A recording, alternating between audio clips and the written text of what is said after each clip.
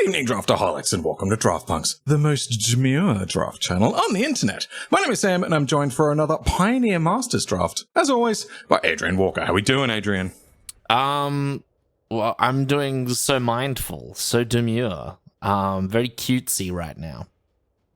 Well, tough luck, because we are only drafting demure. No, wait, demure.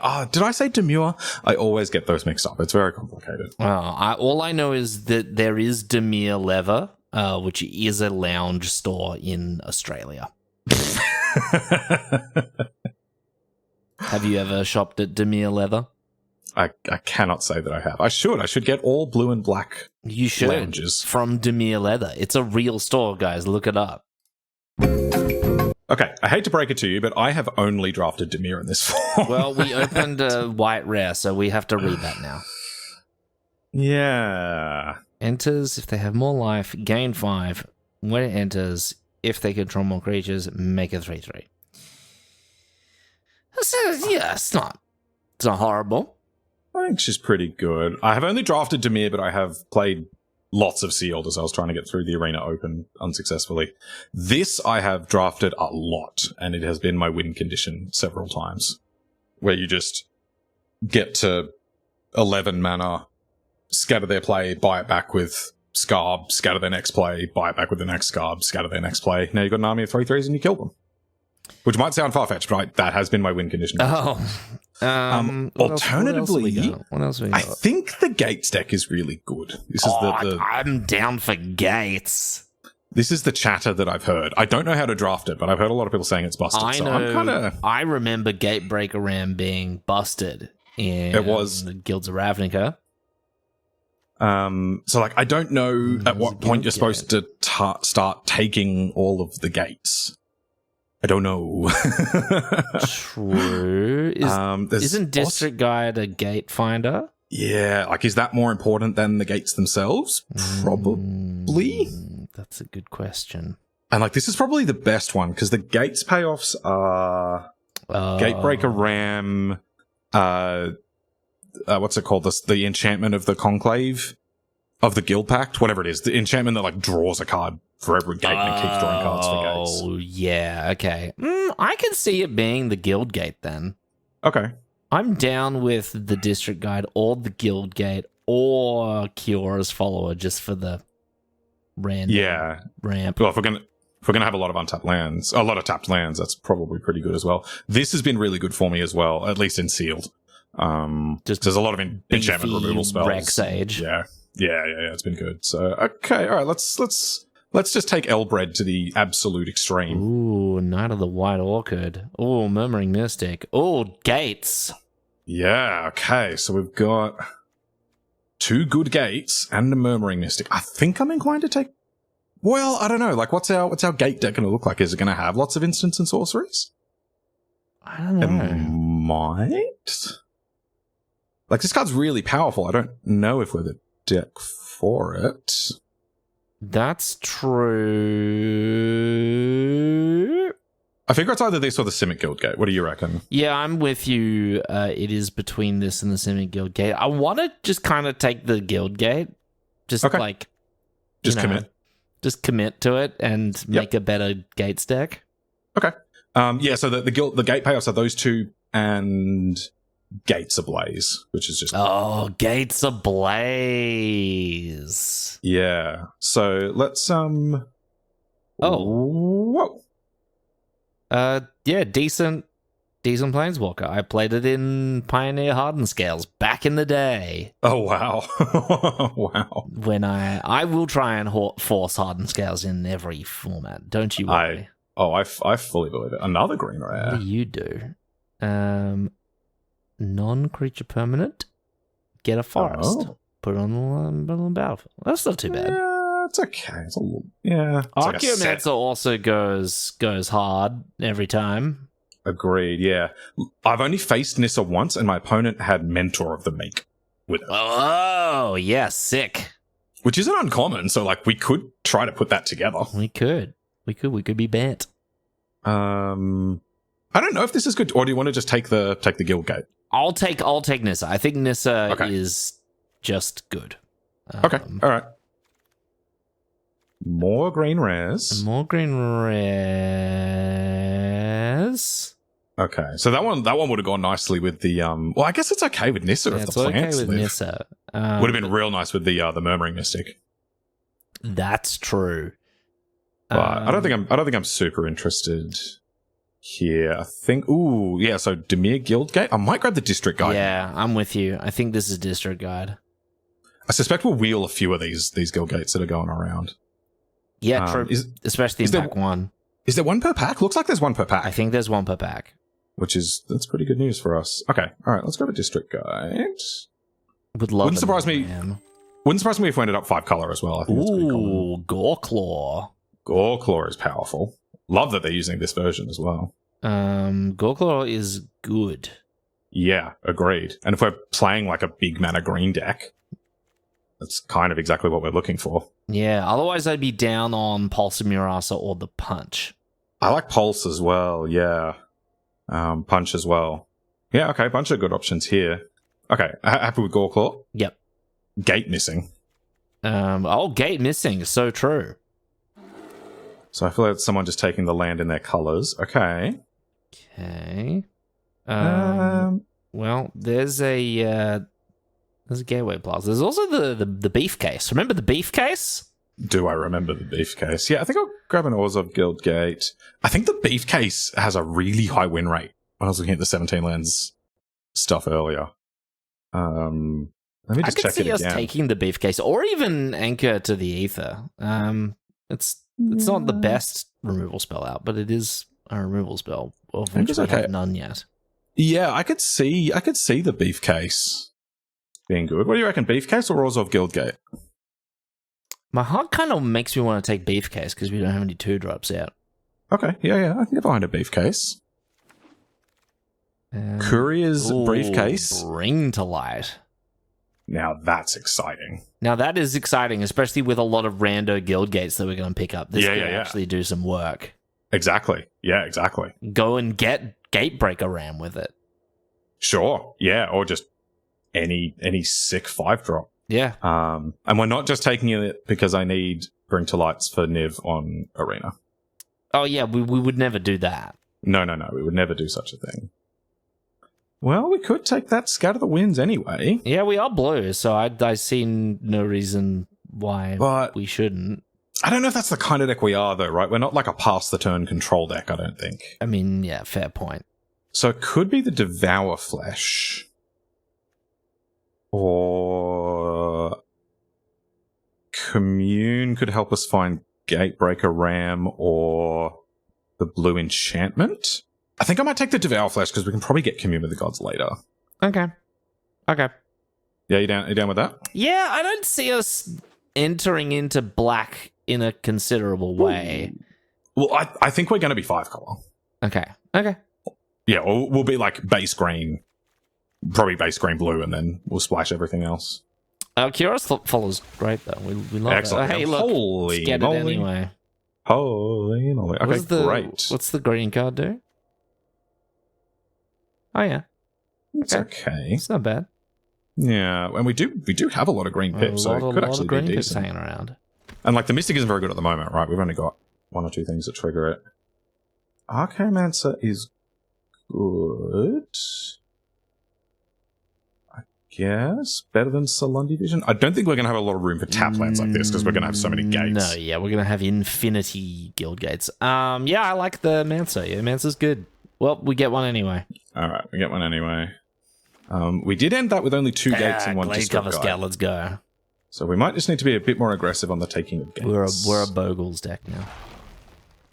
Metamai. Oh yeah, the Holy moly. Take extra turns, huh? Does that have Leonardo DiCaprio's face? Kind of like looks like it's got Pavarotti's face a little bit. Oh. Maybe I'm not very good at seeing faces. Maybe you're which not. is entirely possible. Skyrider Elf is very interesting as well. Skyrider Elf is interesting in our deck. What is Artisan of Forms again? That's the one where it becomes a copy of something? Yeah. Heroic Clone, not super interested in. Cruelty would be nice as well. Guildgate would be nice. But yeah, okay. I think I'm happy with. Do you like Metamai? Yeah. Seems really good. It's like, yeah, if you play it and they don't remove it, you're probably looking pretty good, and that looks like a great guild gate for us. It does. I believe this is really good. Exploits a creature, essence scatter, flash flying exploit, 3 mana. Yeah, it does seem good. I don't know. I mean, we do generate a lot of crap with Nissa. Yeah, good with Beefcase, good with Nissa, good with Murmuring Mystic. Yeah. But also that guild gate is so hard to say no to. I know, yeah, this is where it's so hard to be disciplined with the taking the guild gates. Especially when we picked up a white card. My heart says guild gate here. Ooh, possibly a good pick of the week. Okay, all right. All right, I mean, Elbred. Yeah. Watch this. Yeah, I was going to say we'll open a Selesnya guild gate right now. That being said, there's Gates Ablaze. Gates Ablaze. Beautiful. Okay, no, now I'm happy, right? Because when you see the second one, but you have to take this. Yeah. All right, this is much more important than the Silumgar Sorcerer. Okay, hell yeah. Beautiful. Okay. Love it. Okay, red gate would be nice. There's another Simic guild gate. This card's sick. I remember Fight with Fire from Dominaria Limited. It was great. Yep. I had this in one of my sealed pools, and it was like, you just play it for 10, pick it up with Possessed Scarb, and then do it again. Yeah. Yeah. Is it better than third Simic Guild Gate? I guess the Simic one's the best one for us. I guess I don't mind having heaps of them. Yeah, no, neither. So, yeah. And there's also nothing crazy good in this pack that isn't Fight with Fire, so... Yeah. Okay. Crewfix. Oh, hello, Crewfix. I'm a sucker for a Crewfix. This isn't good. I love Crewfix. I love Crewfix. Leave it to Commander. Crewfix is the best. We get to tap our mana every turn, and we get it forever. Can you believe it? What are we gonna do with it? Cast spells, you know. I showed you the deck. I showed you the Mystery Booster 1 deck that I drafted with this, didn't I? Oh, you did. It was so sick. I loved it. It was one of the silliest decks I've ever drafted. I first picked Mindslaver and just said, I'm going to do it. I don't care what it looks like. And ended up with this weird, like, Bant Turbo Fog deck with, like, Crewfix to store up mana and a bunch of, like, actual literal fogs. It was, it was really silly. But surprisingly good. And I wrecked people with Mindslaver. Guildgate or Voyaging Satyr? Probably just Guildgate. Guildgate good. Oh, Satyr not bad also. Satyr is nice. This gets us our black for Devour Flesh. We also wouldn't mind having gates of each color for the Beefcase. Oh, and Bring to Light. Yeah. Yep. Okay, I'm down. Cool. And it's nice being able to pick up blue-black rather than, like, white-black. Oh, second Beefcake. Or the Cruise. Oh. I'm not passing Cruise. Cruise is insane. Okay. Like, I thought that maybe that first deck that we drafted last week was a bit of an extreme case, but no, every time I've had Treasure Cruise, it has been completely insane. Is Courier's Briefcase an extreme case? It's a pretty extreme case. Look at that. Yeah, it does look pretty extreme. I don't know. It's kind of a fairly kind of conservative case. Oh, okay. Well, let's take Cruise. We'll never say no to drawing 3 cards. How about Urban Evolution? Also draws 3 cards. This looks great. Yeah, I like it. Yeah, in our deck, hell yeah. Notion Thief also good, but I only know it you cast it in Commander in response to their Wheel of Fortune. Yeah, Pioneer Niv plays it in the sideboard occasionally. And I can see it doing things against the blue decks in draft, right? Like you play it in response to their Treasure Cruise. Oh, yeah. Another Guild Gate's good. Yep. Dig it. That. We could do with some red gates to get this Gates Ablaze going. We need a red gate, in fact. Oh, consider good. Basara Tower Archer is maybe not what we're doing. No, I don't think so. Yep. Can we have 5 considers in this deck as well? That would be sick. Ooh. Hey, we got lots of black actually. Yes, we're back, Sam. We can bring to light for possessed Scarb to pick up bring to light. Oh, we can. That's mad. That's sick. We can also bring to light for Gates Ablaze, so we can actually bring to light for a sweeper when we need it. Oh, we can. So that's real nice. I love Scatter to the Winds, but I think this is more of a Gust deck. I agree.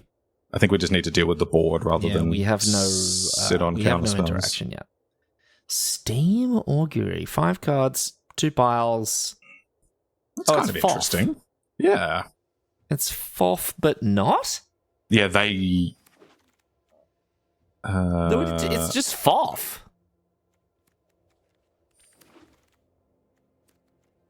Yeah, is it just fact or fiction?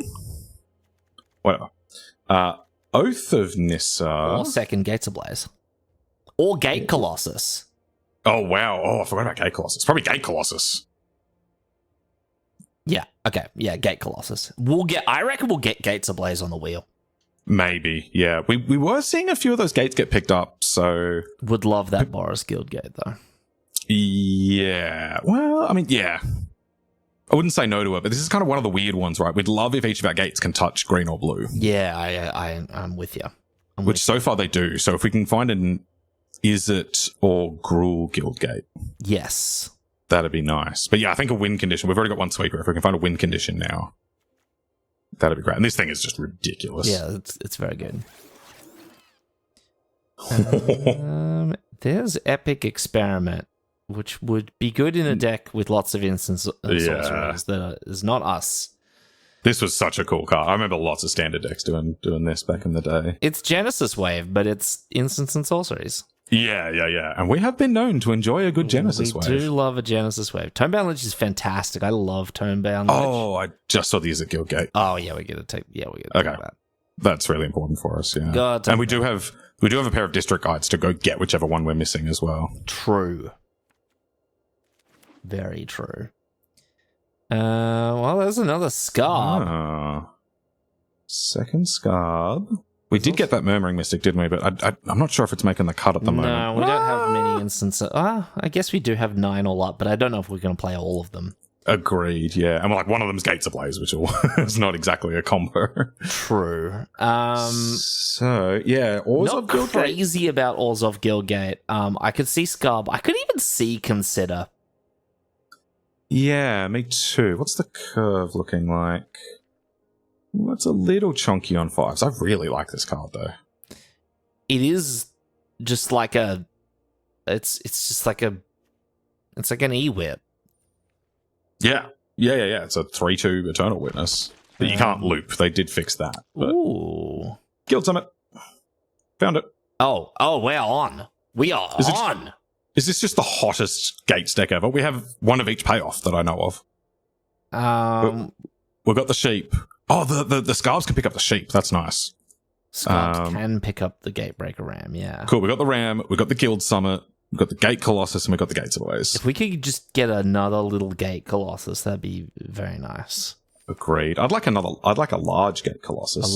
Gate Colossus. Second Guild Summit? Second Guild Summit. Let's go. I think I'm in for that. How many gates have we got?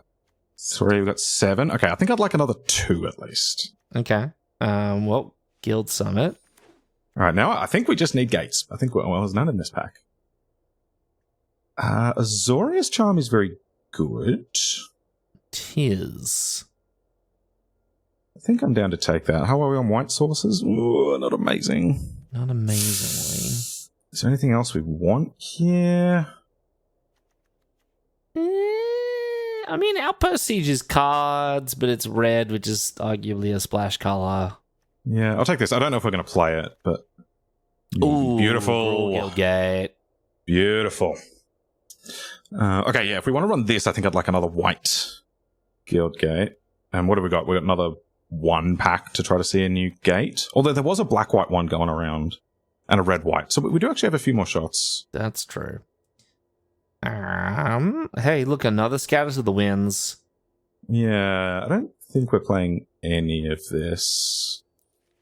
Yeah, I think I'm with you. You could just take the dark steel ingot for the lols. Sure. Indestructible monolith. Just fill out the collection. Oh, there's Gates Ablaze. Nice. Nice. Very good. It's got like a 43% win rate, but I do still want to play a deck with lots of these. Hell yes. I played this in Modern back in the day. What's the ultimate Bogle deck? They can't attack you, but you attack them with your enormous. Sure, true. No, wait, no, that's not how that works. Aqueous form on the Gatebreaker Ram. I'm going to take this because I don't think we're playing anything else. You rare drafting now, Sam. Yep, sure am. Oh, that's interesting. I'll play one of these two. Might play the Devour Flesh. Oh yeah, we've actually got a pretty good black splash, and this is currently our only removal, so not terrible. The Nessian Asp is okay, though I doubt we play it. More cards that we may or may not play. Love a Glade Cover Scout in our Beefcase on the 15th card. Let's go. Love it. We will probably play that. Yeah. So the Devour Fleshes get a little bit better with the double Gates Ablaze, right? Because if we can sweep the board, then the Devour Flesh just picks off the biggest thing. Yeah. Or just like whatever they play after the sweeper. Oh, true. So, okay, let's have a look. Wow, so many playables. What did we end up with? Like playables. eight gates? 8 gates. Okay. Would have liked one more, but that's alright. Was that 17 lands? Yeah, okay, cool. So, a bunch of cuts to make. This is a 1-drop. Alright, probably the Asp. Yeah, that can go. It's not on the plan. This 4/3 Steam Augury. Oh, yeah, it's a 4/3. Why?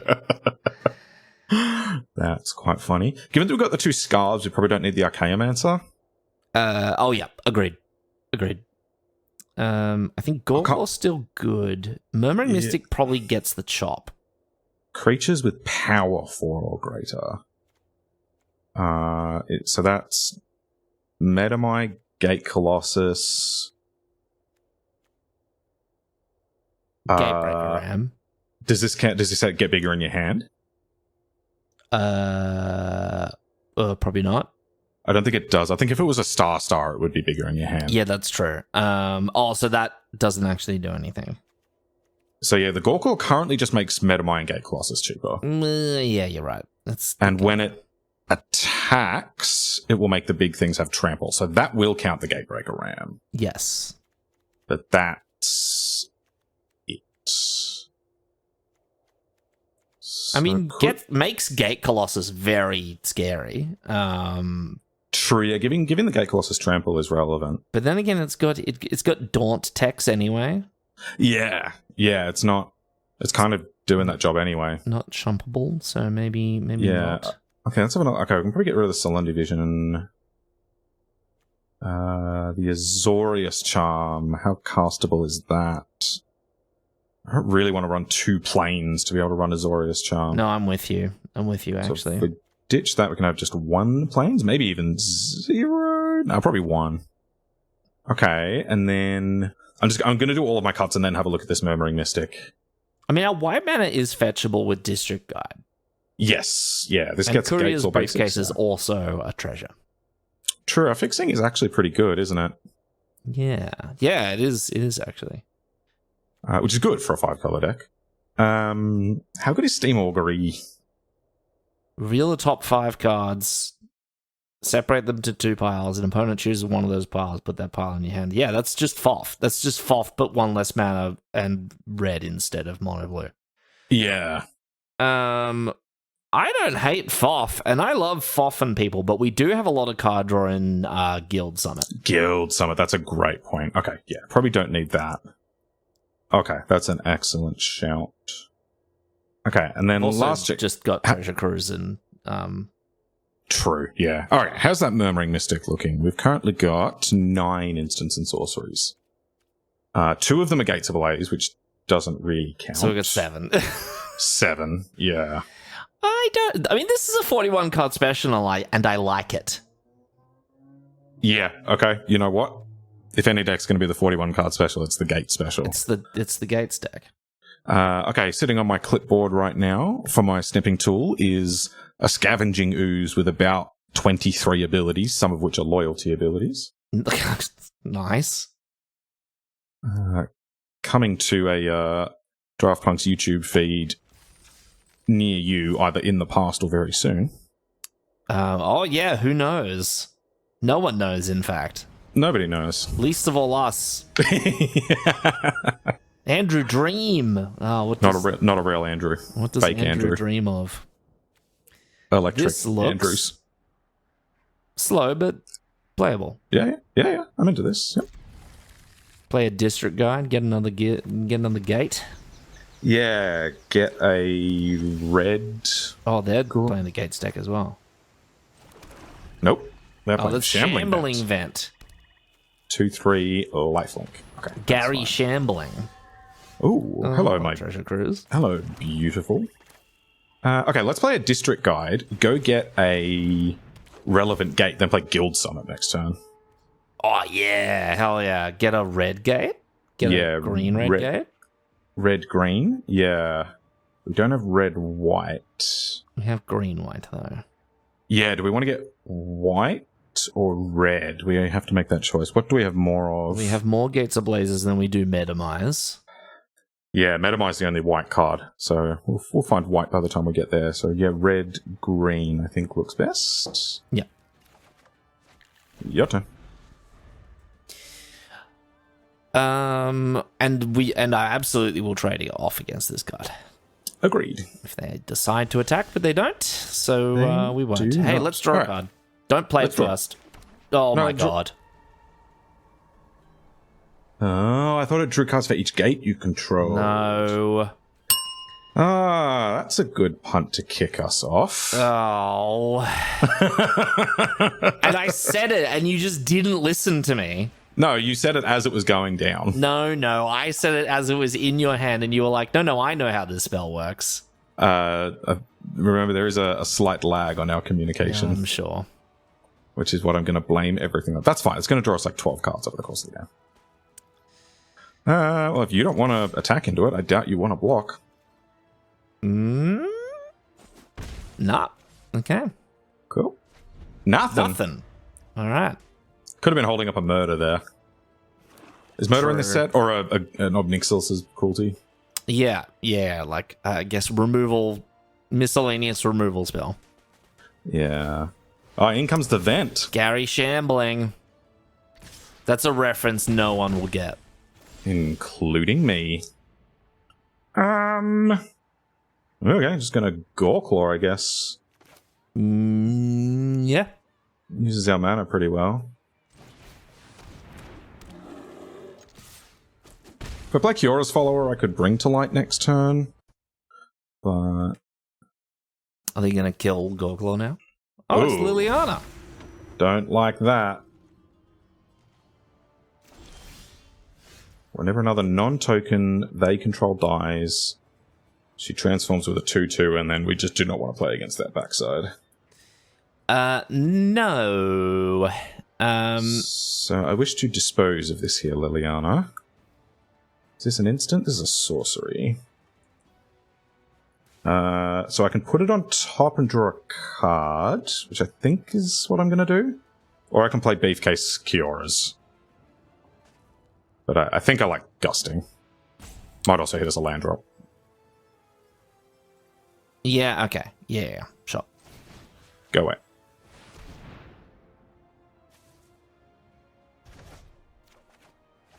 Hello. Oh, it's Murdermire.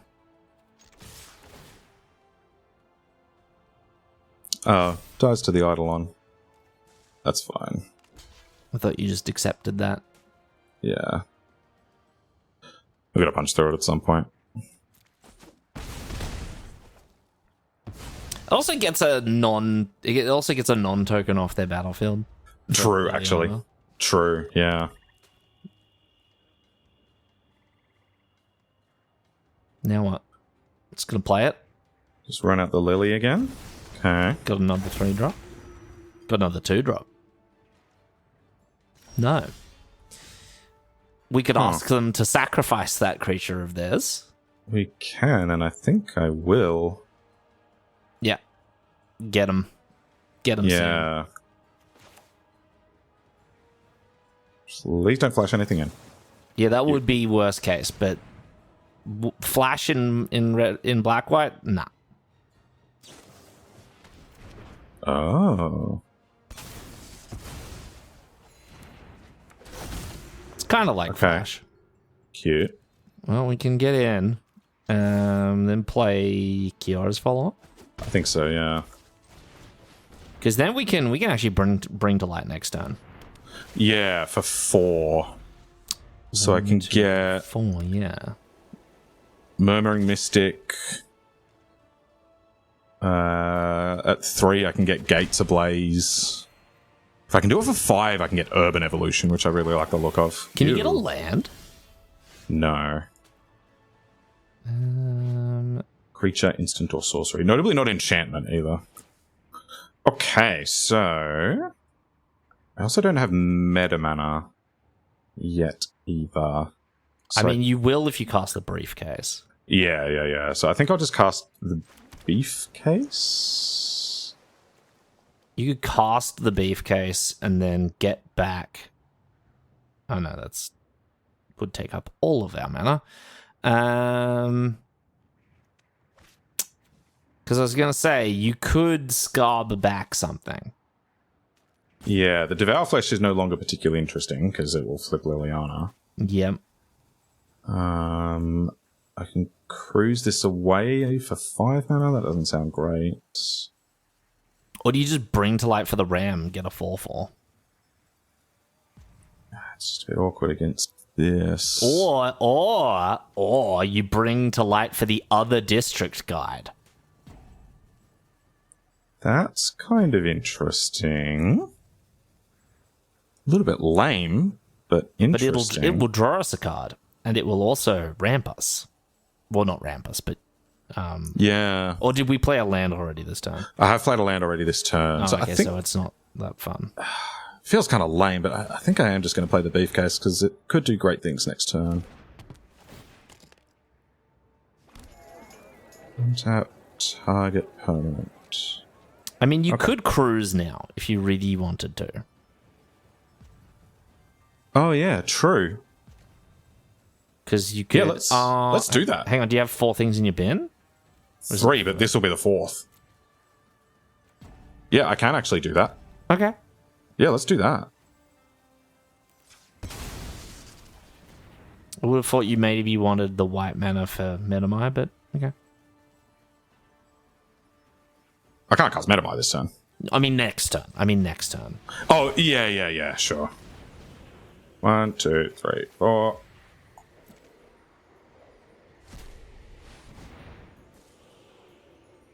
And then if you draw a 1-drop, you can cast it off of Kiora's follower.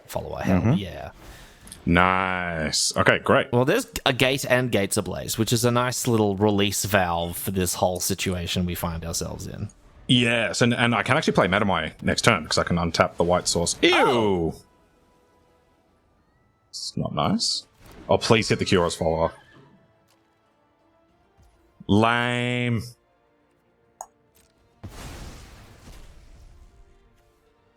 How did they get to 8 mana that quickly? They're not playing many spells. That's true. Okay. Oh, it's interesting. So I can bring to light for 5. Go get Urban Evolution. Can you bring to light to 5? Oh, untap the Guild Gate. Yeah. Go get Urban Evolution. And then what? I guess play a bunch of gates. Yeah. Or I just run out Metamai, which might be better. I don't know if it's better. Because if they attack us, we're going to start taking extra turns. Yeah, but I mean, they would never attack us. Like they, which I'm fine with. Which I'm fine with as well, right? I guess that's a good point, but I feel like they also maybe just remove Metamime. I mean, at which point we pick it up with Scarb. Like we can play that game. Oh yeah, fair. Do we have a way to exile Ashen Rider? No, you could bounce Ashen Rider. So yeah. Oh. It's monstrous. Imagine if they had just the answer sitting on board. That'd be embarrassing, wouldn't it? Yeah, I assume I didn't know what that card did. Did you know? Yes. No. I mean, no. I had no idea. It was a complete mystery to me. You know, never seen this card before. Not like I should have been. Well, hello. Oh, double Gates Ablaze. Absolutely. They will murk a land or something, but yeah. Yeah. I probably should have attacked first, but whatever. Yeah, whatever. Boom. Get rid of Lily and then get rid of the rest. Go away. You can kill the untapped land, which you probably will. No, imagine I hit the guild gate. The red guild gate. Which is fine, because we just cast both of our red spells. Both of them, and we don't care anymore. Yep. Well, okay. we've got the stuff. Well, they do have a man land.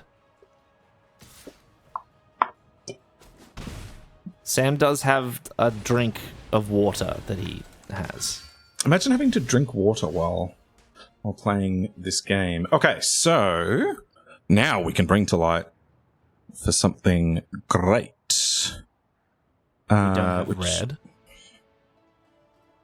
True, yeah. So it's going to be 4 or below.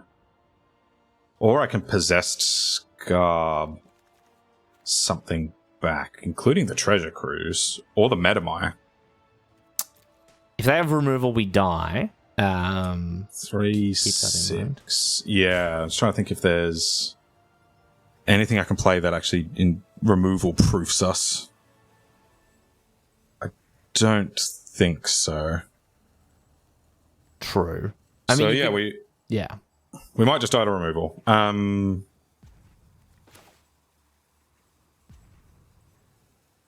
Yeah, okay. I think I'm just going to Scar back Metamai. What's in the deck that we could have brought to light? Let me play this turn and I'll rattle them off. So for 4 and below, we've drawn all of our 4-drops. At 3, we've got one more District Guide, the Gatebreaker Ram, Nissa. Oh, we're dead. No! Oh, that's so frustrating. Dang it. Oh, they're about to just show off that they had us anyway. Okay. Fair. Okay, that was a pretty good sequence of 3 that they played. I mean, I don't think we should have played Metamai. What was the alternative that turn? I can't remember, but yeah, given that I'd just completely forgotten about the Keepsake Gorgon, you're probably right. But you know, whatever, we'll do it again. Yeah. No, that's on me. I think you're right. I think that was a mistake. Also, could have drawn that card with Guild. That was bad. reading cards. Yeah, no. You assume what the card does. Yeah, and you play accordingly. And then you blame someone else when it doesn't do that. Yes. That's how Magic works. Agreed. This deck is cool. Wow, tricky to play, especially with Bring to Light. There's lots of different options you can do. Yeah. Yeah, we definitely didn't need the Steam Augury. Having lots of cards was not our issue. No, it was not. Possible we should be an 18 lander. We do seem to be pretty mana hungry. True. But we've got 2 District Guides and 2 Curious Big Cases. We should be fine. The 474th Shrek? Wow. Unbelievable. This has got 2 guild summits in it. And a briefcase.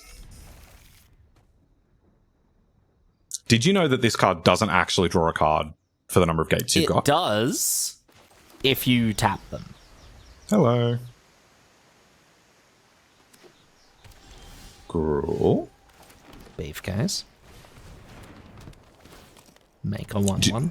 Do you know what I'm going to do if I draw a gate next turn? You're going to play Guild Summit off of the treasure, and then you're going to play the gate. Oh, I was thinking of just like playing the gate and then Just playing going to the Guild jam Summit. the gate, yeah. I mean, look, what you could do here is you could play the Guild Summit off of the treasure, the mountain, and the forest, and then tap Simic Guild Cape for a card. Interesting. Yeah, okay. I'm down for that. These Devour Fleshes could be really good. Yes, I agree. But that being said, a Chrono Crusader is going to threaten to make lots of rando dorks. But they're probably going to point everything at this, right? They're going to try and load this up with auras. Yeah. So, yeah, true. All right, let's do that then.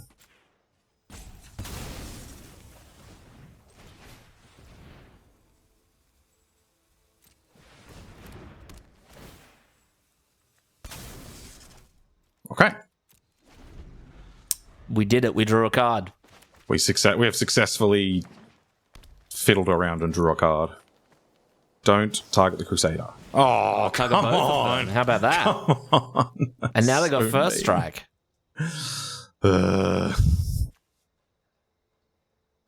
Wow. That is powerful.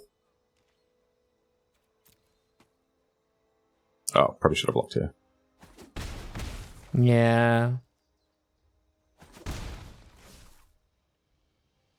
Demir Gilgate. How about another black card? Demir card. Okay.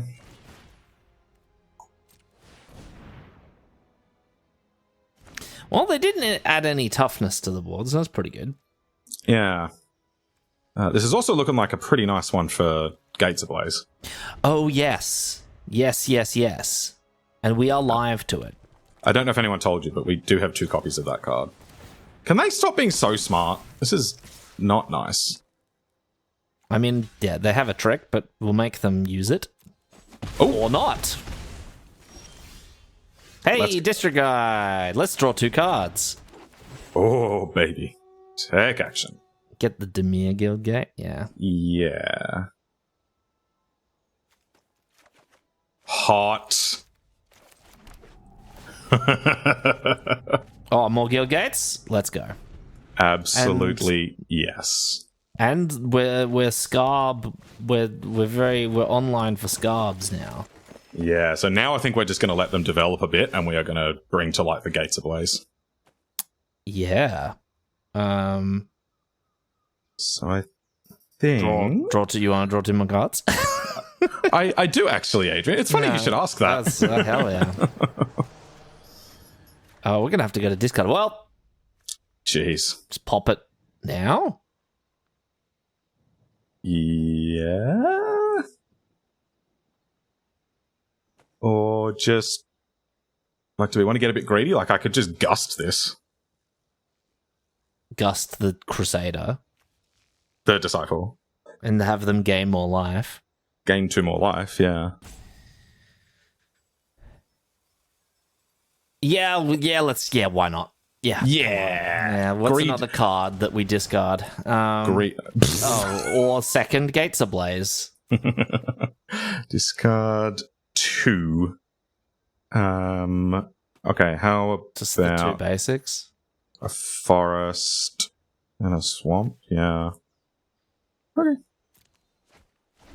Who needs basics? Well, this is neat. Yeah. Please cast 2 creatures. And a 2-drop. 2-drop. Show us 2-drop. You got to play 2-drops. 2-drops are the backbone of Limited. They are the backbone of Limited. Gate Colossus. Oh.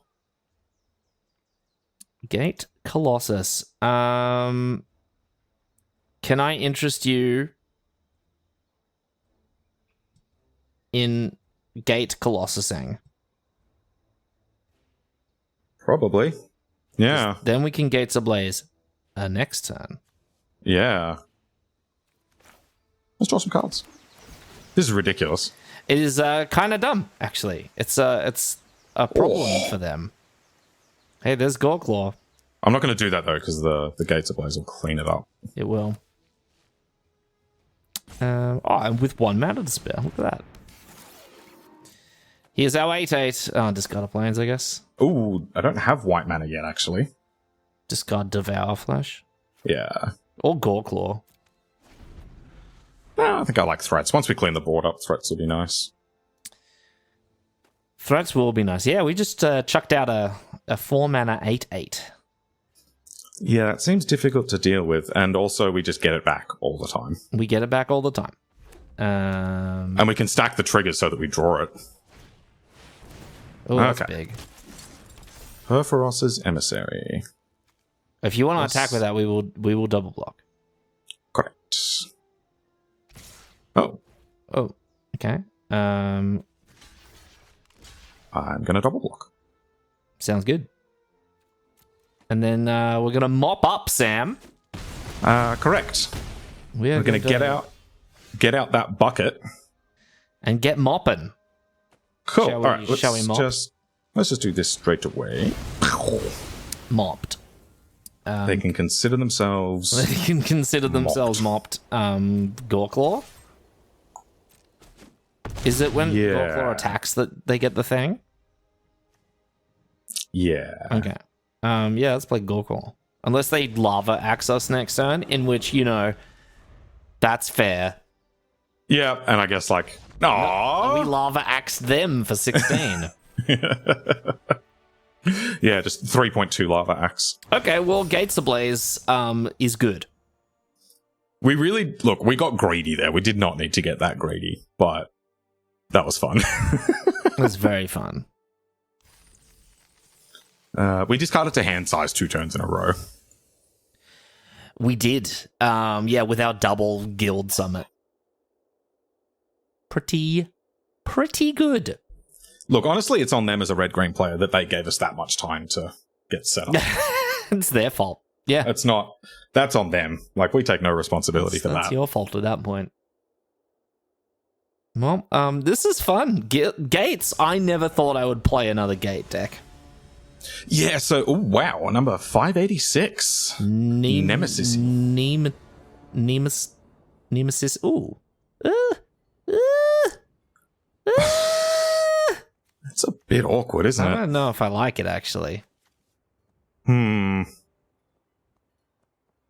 mean, we could hedge our bets on drawing Gates, but... I guess we got 2 uncastables in hand. Yeah. Yeah, okay.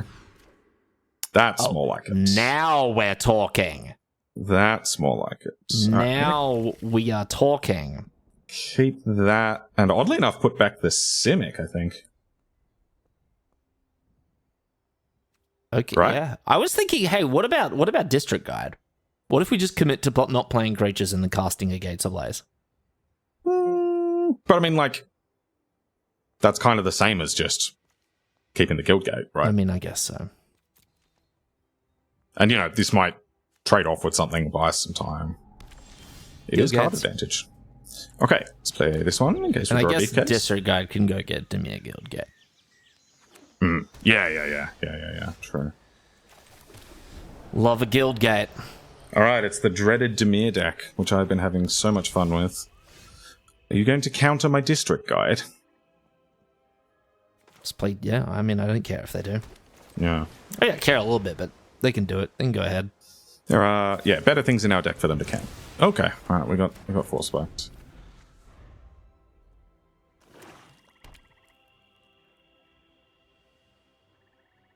I'm kind of more interested in Urban Evolution. I agree, yeah. Is it an instant or a sorcery? Feels like a sorcery. Yeah, it's a sorcery. Yeah, it'd be pretty sick as an instant, wouldn't it? They should have put Niv in this set. We're actually a pretty good Niv deck. We've even got Bring to Light. Bring to Light, Urban Evolution, Possess Scarb, Metamai, Kira's Follower. Yeah, and all these random 2-drops. Yeah. I mean, things that have 2 colors in them, like guild-colored dudes. Yeah. They should just put Niv in every set. That'd be... Ooh. It's the whip. That's dangerous. I don't know if we've got a way to get rid of that. Well. All right. Game on. Let's pass the turn. I could Gates Ablaze. You could. You could. You could. You absolutely could. This one's on my bucket list as well. I really want to play with this. The whip is famous. Very strong standard card in its day. Nothing. Hey, Dimir Guildgate.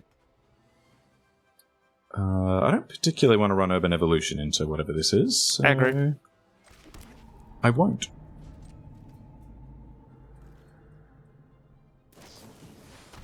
Sunday Vision. Okay. Sunday Vision. I have visions of Sundays. Yeah. Delicious, delicious Sundays. No, I'm not even, like, mad about... Like, I don't even care about that removal spell. They're doing the thing. Any creatures? Alright, you get... Does it exile the thing afterwards? Yeah, it's just unearths it for a turn. Yeah, okay, so it's not sick with Undead Butler.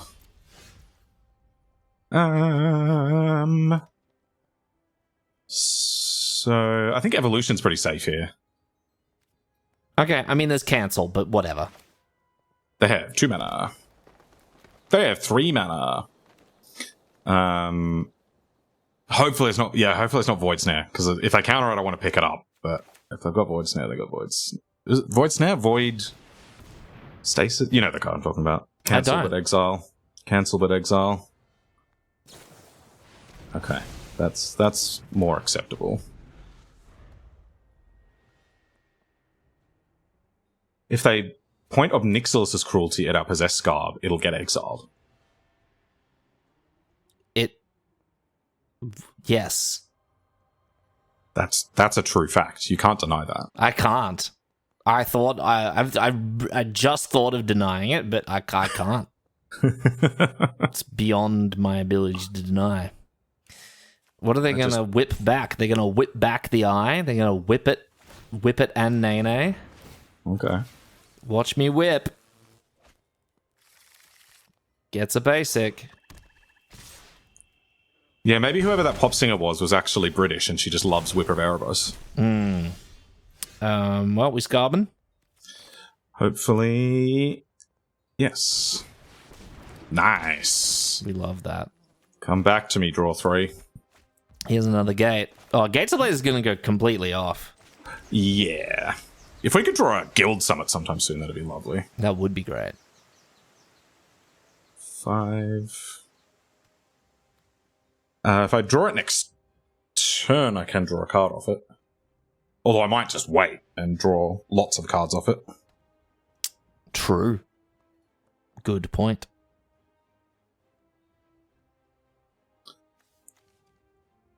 Well, so they can whip back Undead Butler to mill 3 more to try to find another good thing to whip back. That's some extreme durdling that I can get behind. It looks like they're going for it. Yeah. You know how some people like to take sedate things and turn them extreme? Like, have you heard of extreme ironing? I have heard of extreme ironing, yes. So I wonder if we can we pioneer extreme durdling? Extreme durdling, like you're using what is it? Sensei's divining top while near a volcano. That's extreme durdling.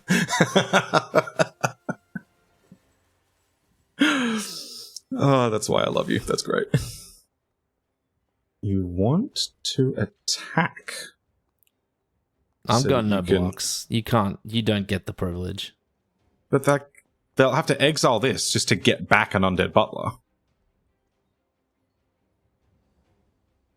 But no, make them spend the mana to whip it.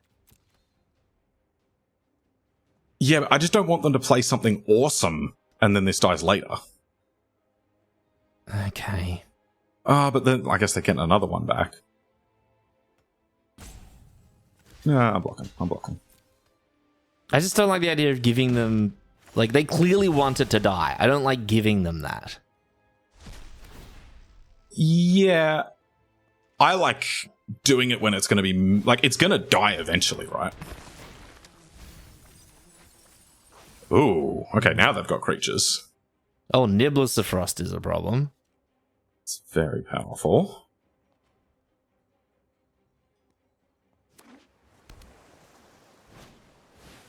Possessed Scarb to pick up the Niblus.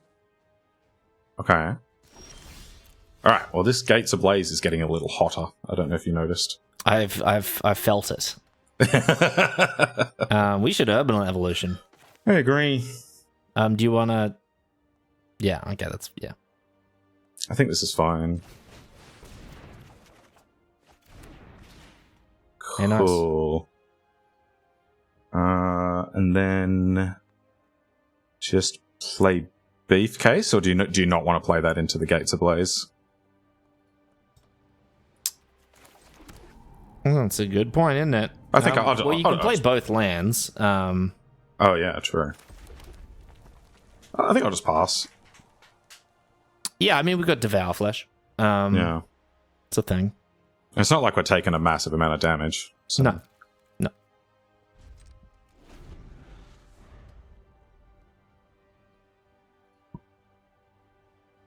Now, if they attack with the Butler again, I will block it.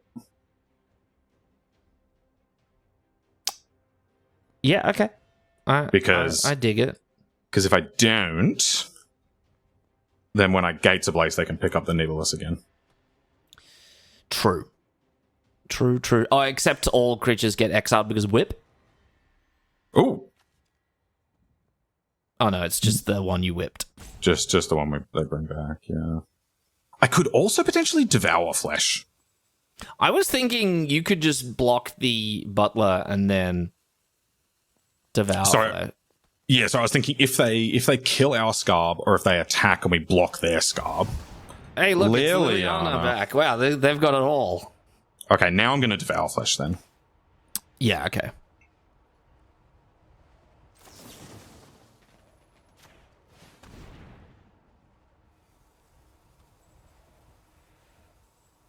Are they going to just, like, massive brain us? No. Okay, and then they can get back Tonebound Lich, I guess.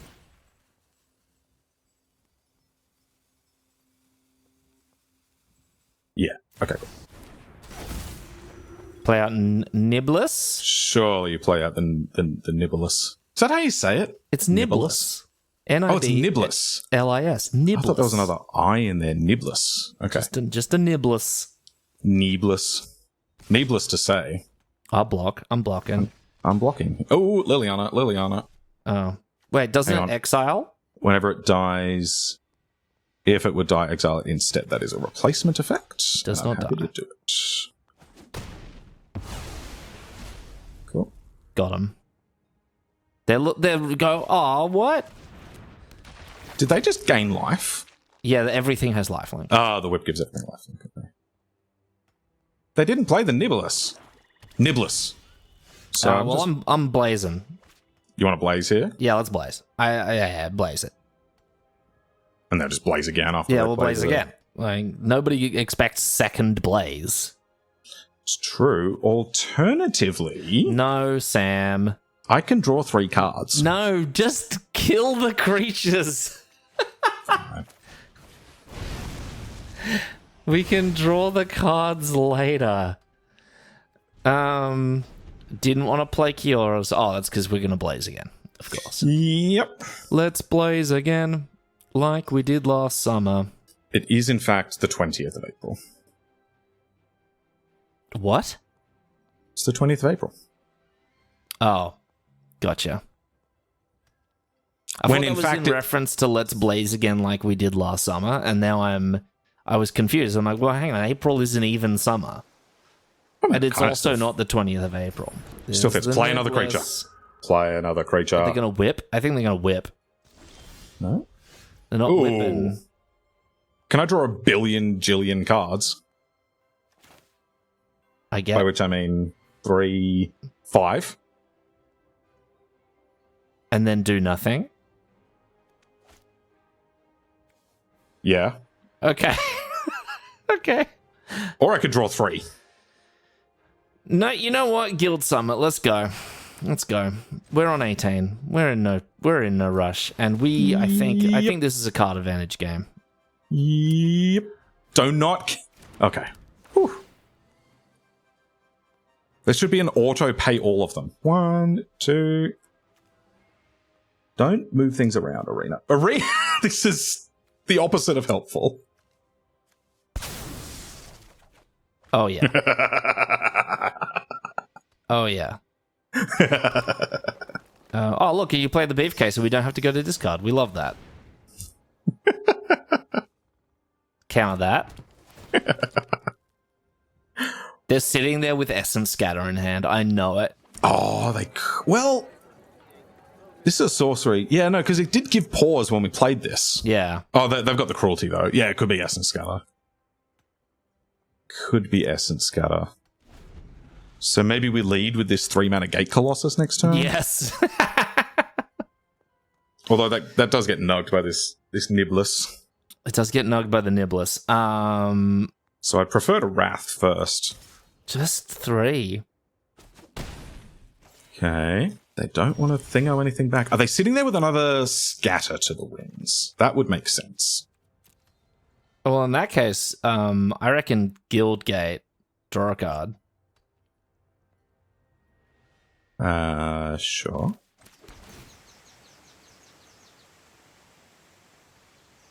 What's the matter?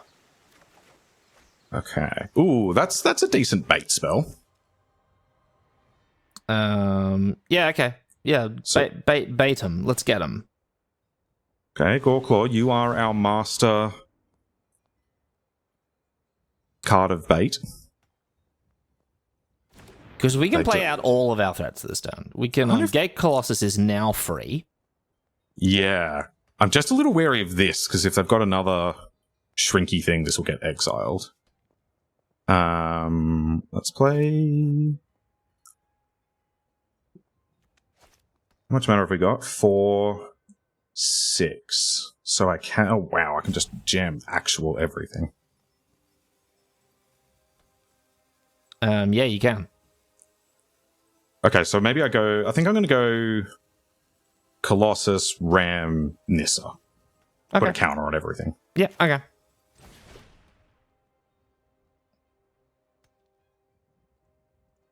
Zero mana 8/8 anyone? It's free. It's free real estate. It is actually just free real estate. I wonder if they've got a sweeper? Is that what's going on? I don't know don't what Black's... know. I think it's more likely they've got like a scatter to the winds and something else. Ram. Nissa first. Okay. I want to scatter this.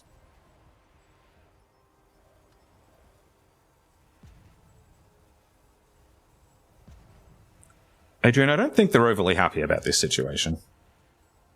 I mean, they've got game. They've got lots of game. They can really slow us down.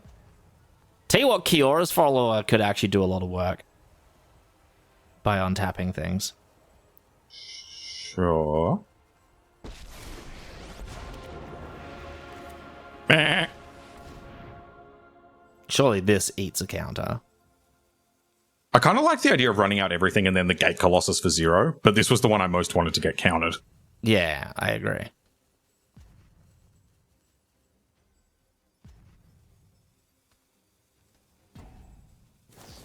There we go. We got there. Yeah.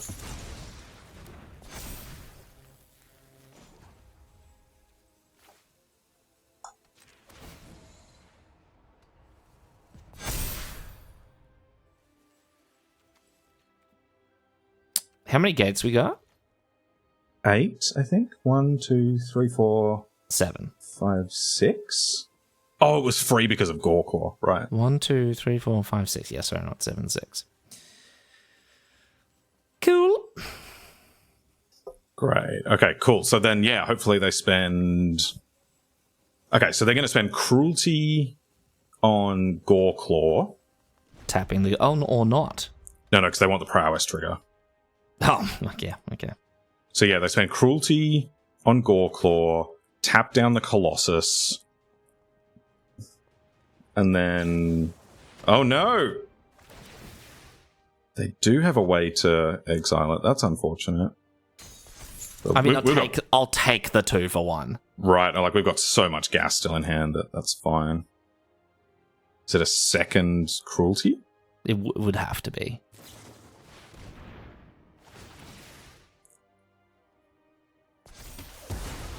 Oh, okay, sure. That's fine.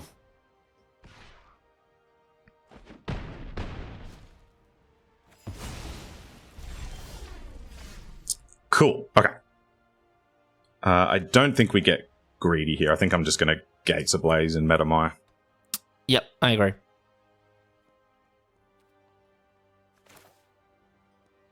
Boom.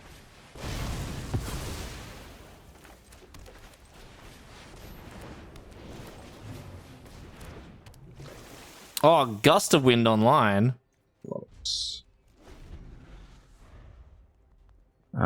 Drawing 3 off that beef case looks really nice now. It does.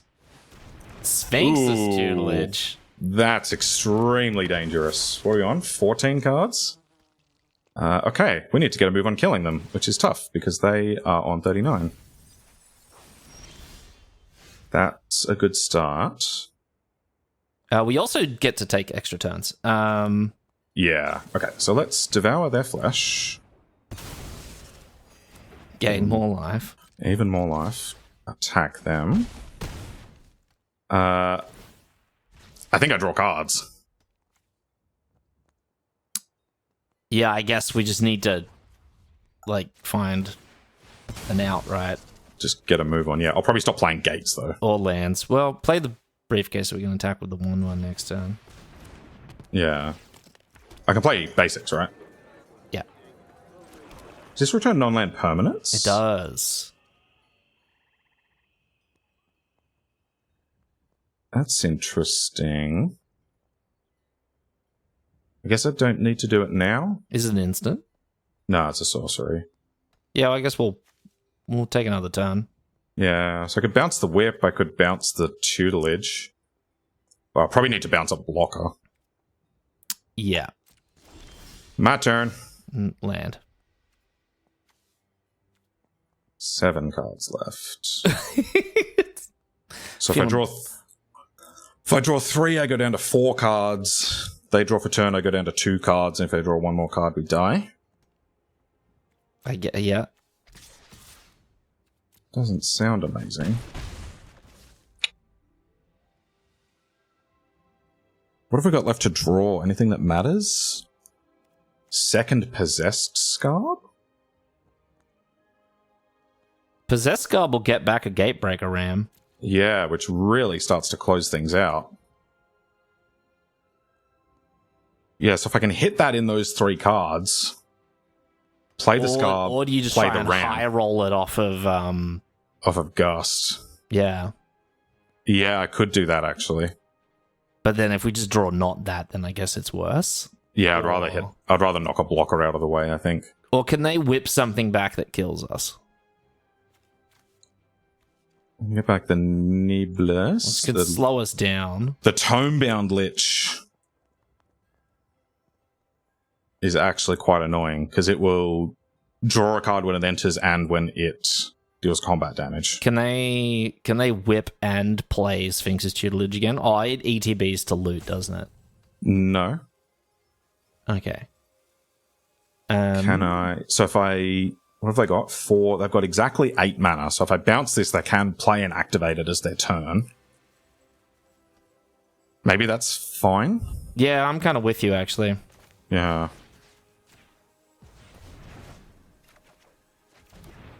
Murmuring Mystic, huh? Well, we may as well play it. Yeah. Is it worth drawing now?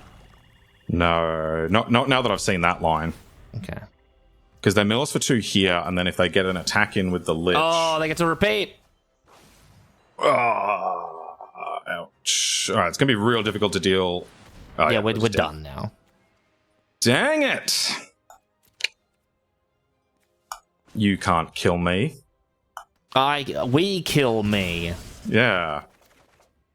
Oh, yeah, bring to light. Nice. Alright, well, there was nothing we could have done there. Yeah, the deck is not equipped to deal with Whip of Erebos. Well, not equipped to do with Sphinx's tutelage, really. Well, sure, yeah. I mean, fair. I think like if they were on like 18 or 15 or whatever, we there's a chance. Yeah, yeah, it was because they gained so much life we couldn't kill them in time. Yeah, so if we had drawn the 3, we would have drawn Cruise, consider Scarb, play Ram. And then when they mill us on draw, what is it? Does it check card type or color? Color. Yeah, it's color. It's then like, they would have milled us. They would have killed us anyway. So, all right, close one. We've got to run it up now. 1-2 into 7-2. Yep. Well, I mean, the classic draft monks, though. Mm-hmm. You know what I'm really missing is some way to deal with artifacts and enchantments. Yeah. Well, we did see a couple of what's the one? The green. It's like unravel the ether. Yeah. Yeah. I'm actually kind of regretting taking like the second Devour Flesh over one of them. But then again, they're just like so sideboard out of 10. It's hard to say. Yes. Yeah. I think this is dubious, Sam. I saw 3 lands and Gates Ablaze and kept. Okay. We've got like 10 green sources in the deck. We're fine. 3, 4, 5, 6, 7 green sources. Okay. Well, Gates Ablaze for 2 is way better than Gates Ablaze for 1. Yeah. Especially if they run out a bunch of dorks. Okay. Well, Evolve could unstick us, but do I just Gates Ablaze here? Just get the 2 for 1. Yeah, and like hopefully stick them on mana a bit. Yeah, why not? Bye. Come on, mana screw. Oh. Hey. That being said, though, no 3-drop is what we want to hear. You've got a 4-drop, though. Nemesis of Mortals. Okay. Oh, okay. Well, I'm going to play a Murmuring Mistake. Yeah. And then scar back the Mystic. Scar back the Gates Ablaze. Probably, yeah. Not that it actually kills it. Second Cloud Fin Raptor. Okay. Audacity. The audacity. Okay, now it's got trample. It's a bit more of a problem. Not blocking. Yeah, I had planned to just chump it for infinity. Ooh. Treasure Cruise is expensive still. How do we deal with this situation? I mean, what are we looking for? We're looking for Gust would be fine just to get the aura off it. I can't really draw any cards here though, so I think I just here's what you do. You possess Garb for Gates Ablaze now. Then you disregard and get a gate, play a gate, burn them out. You are a very smart man.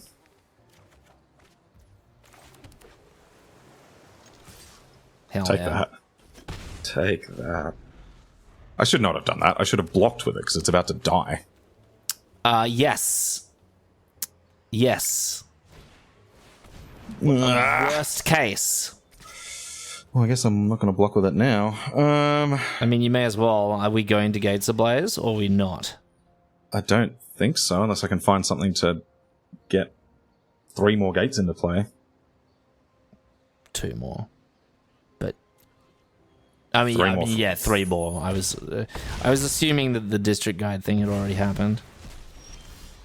Ooh. Oh, hang on. White, blue, black, red, green. Look, if we can't find an answer with Bring to Light, then our deck just doesn't work. I can get Gust. Okay, you get that. That's the go.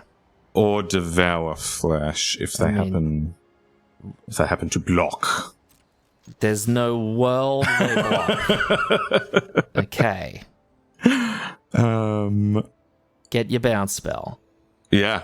I don't think I have ever Bring to Lighted for Gust of Wind, but first time for everything. white, blue, black, red. Okay, this is the only way to do it. We'll get 2 birds off of this, which is neat. Oh, true. Go get... Yeah. Go get Gust of Wind.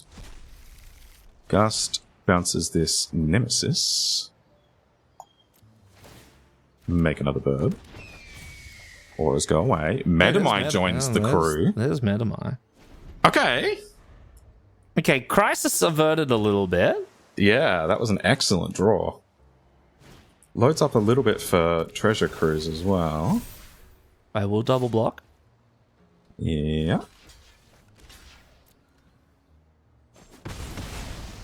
Great. 4/3 flyer. Just dies to Gates Ablaze. Does die to Gates Ablaze. It is also chumpable. Eminently trumpable. Do you know what we could also commit to doing? Is just like putting a bunch of 1/1s on the board and then casting Nissa and down-ticking Nissa. I do kind of like... How much mana have we got when we play our land here? We've got 3/7. So Metabuy and nothing else. How much have we got in the bin? 2. I kind of feel like Gates Ablaze just to clear this, and then Nissa will chump this infinitely. So I could go Gates Ablaze and then either District Guide for a gate, play the gate, or Nissa. Yeah, Gates Ablaze District Guide I think is good, because this is only 4, right? Yeah. Yeah, nice. And I wanted to do that now before it kills the Murmuring Mystic. Can our opponent stop having like 30 life? A lot of lifelink in this set. Take action. Let's grab a Gruul. Yeah, Gruul. I don't actually think it matters too much. I think it just... I don't think it does either. Play the big fat boy. 3, 6, 7, 8. So yeah, next turn... Yeah, next turn we can... Don't slap an Audacity on it. Yeah, we've had enough of that, thanks. Okay, that's a problem. 3/3 flyer is blocked by our 4/4 flyer. That's true. So it's probably still Metamai Nissa? Does Goreclaw... Can we go get Goreclaw Metamai? We can, but then what am I going to block the Nemesis with? The District Guide. The District Guide? Are you okay with that? Yeah, what is it going to do? Sure. Let's go. Okay. Look at that. Nothing. Draw a land. Yeah, we need some non-heaters for this turn plus. Oh, what's its monstrosity? Does it get trample? No, thank you. No. Just large. They're going to give it trample with a trick, thank God. Ooh, nice. Alright, great. I'm going to attack you. Oh, trample. So we will deal combat damage. Get him. Sick. I would like an extra turn, which means I'm going to play this... I'm just going to get Nissa going, regardless of whether I can cruise. agree. Make plants. Can I cruise? What's that? 5?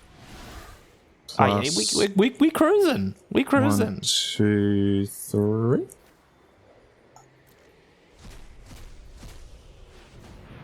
Whatever. Make a bird. We're gaining.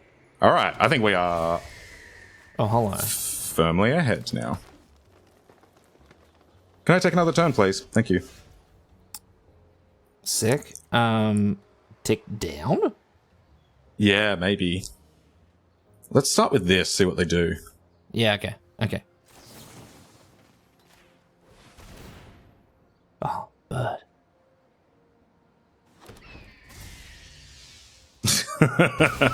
Yeah. I kind of like a tick down now, yeah.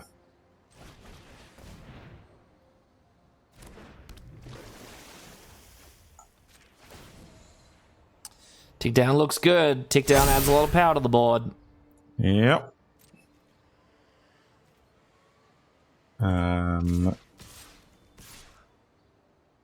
Just leave this back to block. Yeah, we're really super duper in front, and things are very bad for them if we get to connect again with Metamai. Yeah, just need to make sure they don't randomly kill us. Yeah, just pop a big trample trick on this or something. I have been got before by the Gore Clan Rampager on this thing, but that's not on the cards. I don't know if there's a big green trample trick. Oh, well, how paranoid are we blocking? Yeah, okay, nah. Like, what if I put 7 toughness on it? Then they would need +2 and trample. Okay. Sorry, I know this is going to take a moment. Adrian will just skip this in the actual video. Oh, will I? Yeah. But we're going to go do a quick search for... instance with trample, or things with flash and trample.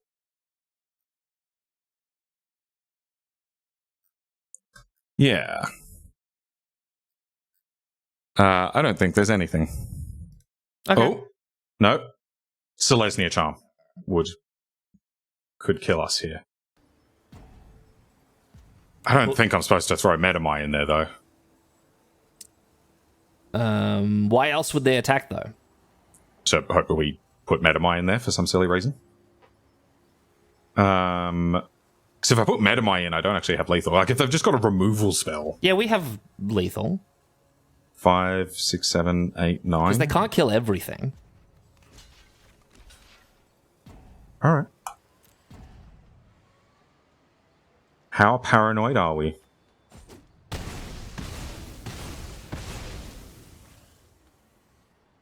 Wrath? Come on, show me Selesnya Charm.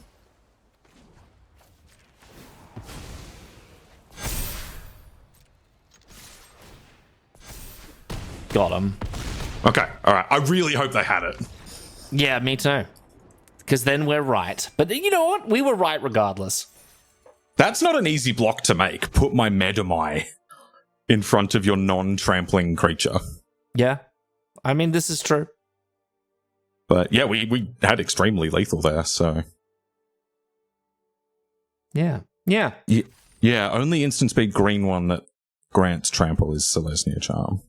Okay. Well, let's keep running it up, Sam. That would have been exactly lethal as well if they had it. Hell yeah. Well, the video continues, Sam. It continues in earnest, in fact. We're on the run it up. We are on the run it up.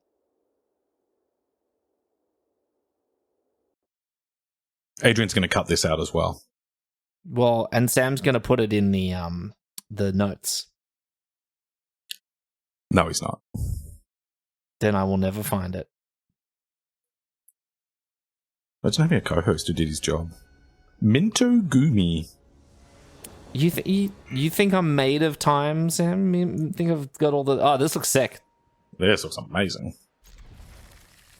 The beefcase has been fantastic. Yeah, the beefcase just goes. 15th pick beefcase. Yeah.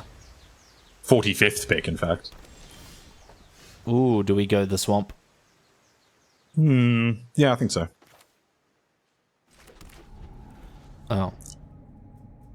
Oh, sorry, you meant actual swamp. Oh, they still didn't play anything. Well, now we can play Guild Gates. Yep. Would you like to counter this beefcase? They'll force spike it because we didn't play our land first. True. That's how the world works. Deal. Okay, we countered the beefcase. Why are they afraid of the beefcase? How dare you? You know why they're afraid of the beef case. I don't. I actually don't. Well, beef case them. Yeah. Show them the beef. Okay. Got him. Resolve pretty quickly. And then they're going to flash in a creature, and then they're going to have to sack it. Or not. Come on, hit us with a chonker. You got a 5-drop. We know you do. It's pretty fancy. Okay. Well, you could just slam Metamai here if you wanted. Could. But that being said, I'd play Mystic. Me too. In fact, I think it would be a mistake not to. It would distinctly be a mistake, a murmuring mistake. What is this? 2 red and a looking for the counter, looking for Essence Scatter. Gotta find that Essence Scatter. Which they may well find. 6 is a lot. That's not Essence Scatter, but it does kill it, but that's fine. We'll call that a 2-for-1. And it doesn't, it doesn't exile it. So we can just get it back with old Scabby here. Well, the grind potential of the Scarb. It's just nuts, isn't it? Yeah. Nothing? Interesting. Interesting. Highly interesting behavior. Now I really want to bring to light. I kind of want to bring to light, yeah. Can we bring to light for 4? 5 if we sack the case. Yeah, let me get that deck list image back. So if I go for 5, I can get bring to light. If you go for 5, you can get bring to light, Sam. If I go for 5, I can get urban evolution. Adrian will just cut that out. It's fine. Okay. I can get urban evolution. Urban evolution is quite sick. And we just might need to wait a bit on the Metamai. That's fine. But yeah, that's okay. And if they counter it, whatever. Yeah. But they showed they didn't have a counter last turn. They did. That being said, they could have ripped 1 hot. Or they were waiting for 6 mana so that they can scatter. 1, 2. Yeah, right. Okay. Sure. That makes sense. We can now edict their land. That's true. That's pretty strong, isn't it? Storm Chaser Mage. Can still edict both of their things. Yeah. They want to bounce the Mystic. Can't do everything next turn. But we can just go double Devour. That seems pretty nice. I'd love to do it when the Mystic's in play, but they've got Fight with Fire, so that's just not a very likely circumstance. I love double Devour. Yeah, okay. Sure, they gain 6 life off of it. Whatever. Just put them in a hole. Land or Mage? Hey, do it again. I suspect they were hoping they could kick this. Oh, sure. Now what? Niblis is such a annoying card. I'm gonna get back a Devour Flesh, I think. Or Bring to Light, and I'll go get Gates Ablaze. Yeah, I like Bring to Light. Okay. It also is just a far more flexible card. Sure, yeah. Don't Jwari Disruption us, bro.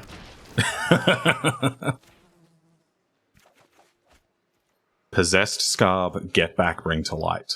Be still, my beating heart. I know, that's kind of awesome. Oh, please kill my Scarb. How do they kill the Scarb? Let's go. I guess they're just trying to push damage.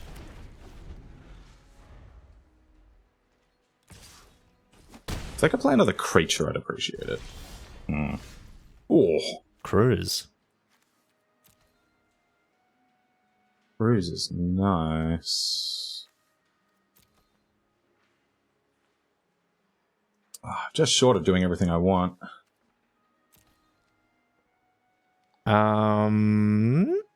Okay, well, what do you want to do?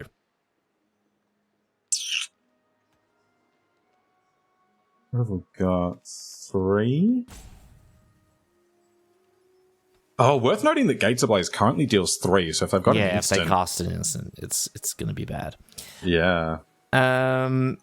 Just play Mystic? Force them to use the fight with fire, tap down something, take another 4? Doesn't sound amazing. Doesn't. Maybe I just cruise for 4 mana. Yeah, okay, it'll get us a land drop at least. Yeah. I could even leave up that Simic Guildgate in case I can play the Kiora's follower. True.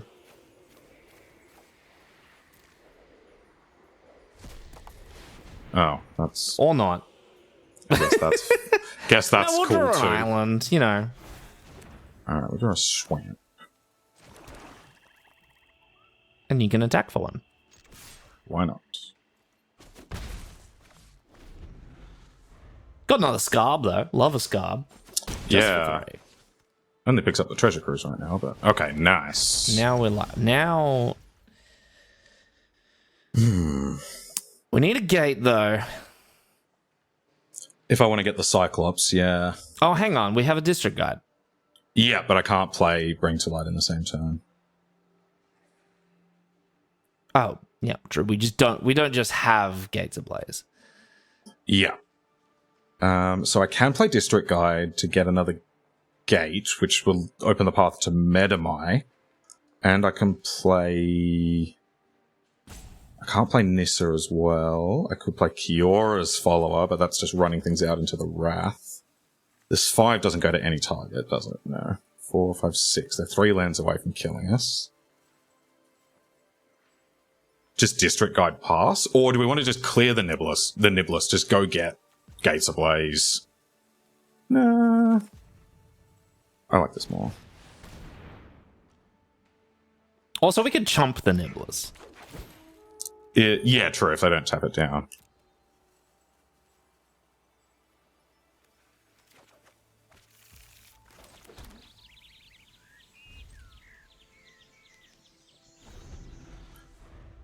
So they might go... Okay, that's 8 mana. I'll chump it. Nice, okay. 3, 6, 7 mana, sorry. Ooh, that's nice. Alright, I'm going to... Light. Yeah. I don't want to leave up... Oh, and I have no choice. I was gonna say, like... Well, actually I only need to do this for 3. Yeah, does it know to do that? Yeah. So what I can do is, if I want to leave up blue-green, then I leave up, like, that and that. So I can go, okay, blue, green, black, white. Anything. Black. Okay, now it does it for 4. So yeah, now I can play the Kiora's follower after we do this. Cast. Got an instant? Thoughts? Won't do it now, we've got 4 gates. I know, but got consider into another instant? Oh, yeah. Whoa. Salundi Vision into consider. Thoughts? Opponent? Any ideas? They've got something, or it wouldn't be giving him priority.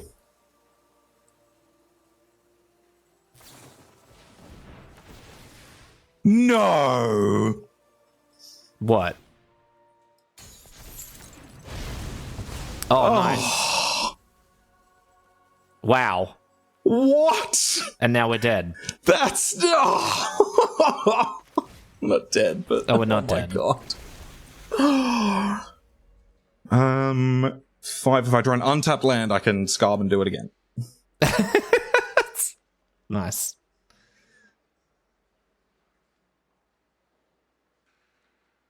Oh no, we're dead. We're dead. They can fight with fire. Oh no, that's only... It's 8. 8. How many untapped lands have we got? 5, 6, 7... We've got 9, 3 in play. We've got 6 of them left. Come on. Untapped land. They got another instant? Untapped land. Come on. The comeback from 1. Gimme it. Gimme. Gimme. All the other Gates Ablaze. that, Venraptor. Come on. That's something. It is, yeah. So I could go Murmuring Mystic Gust. Can you meta my Gust? 3, 6, 7. No. 3, 6, 7.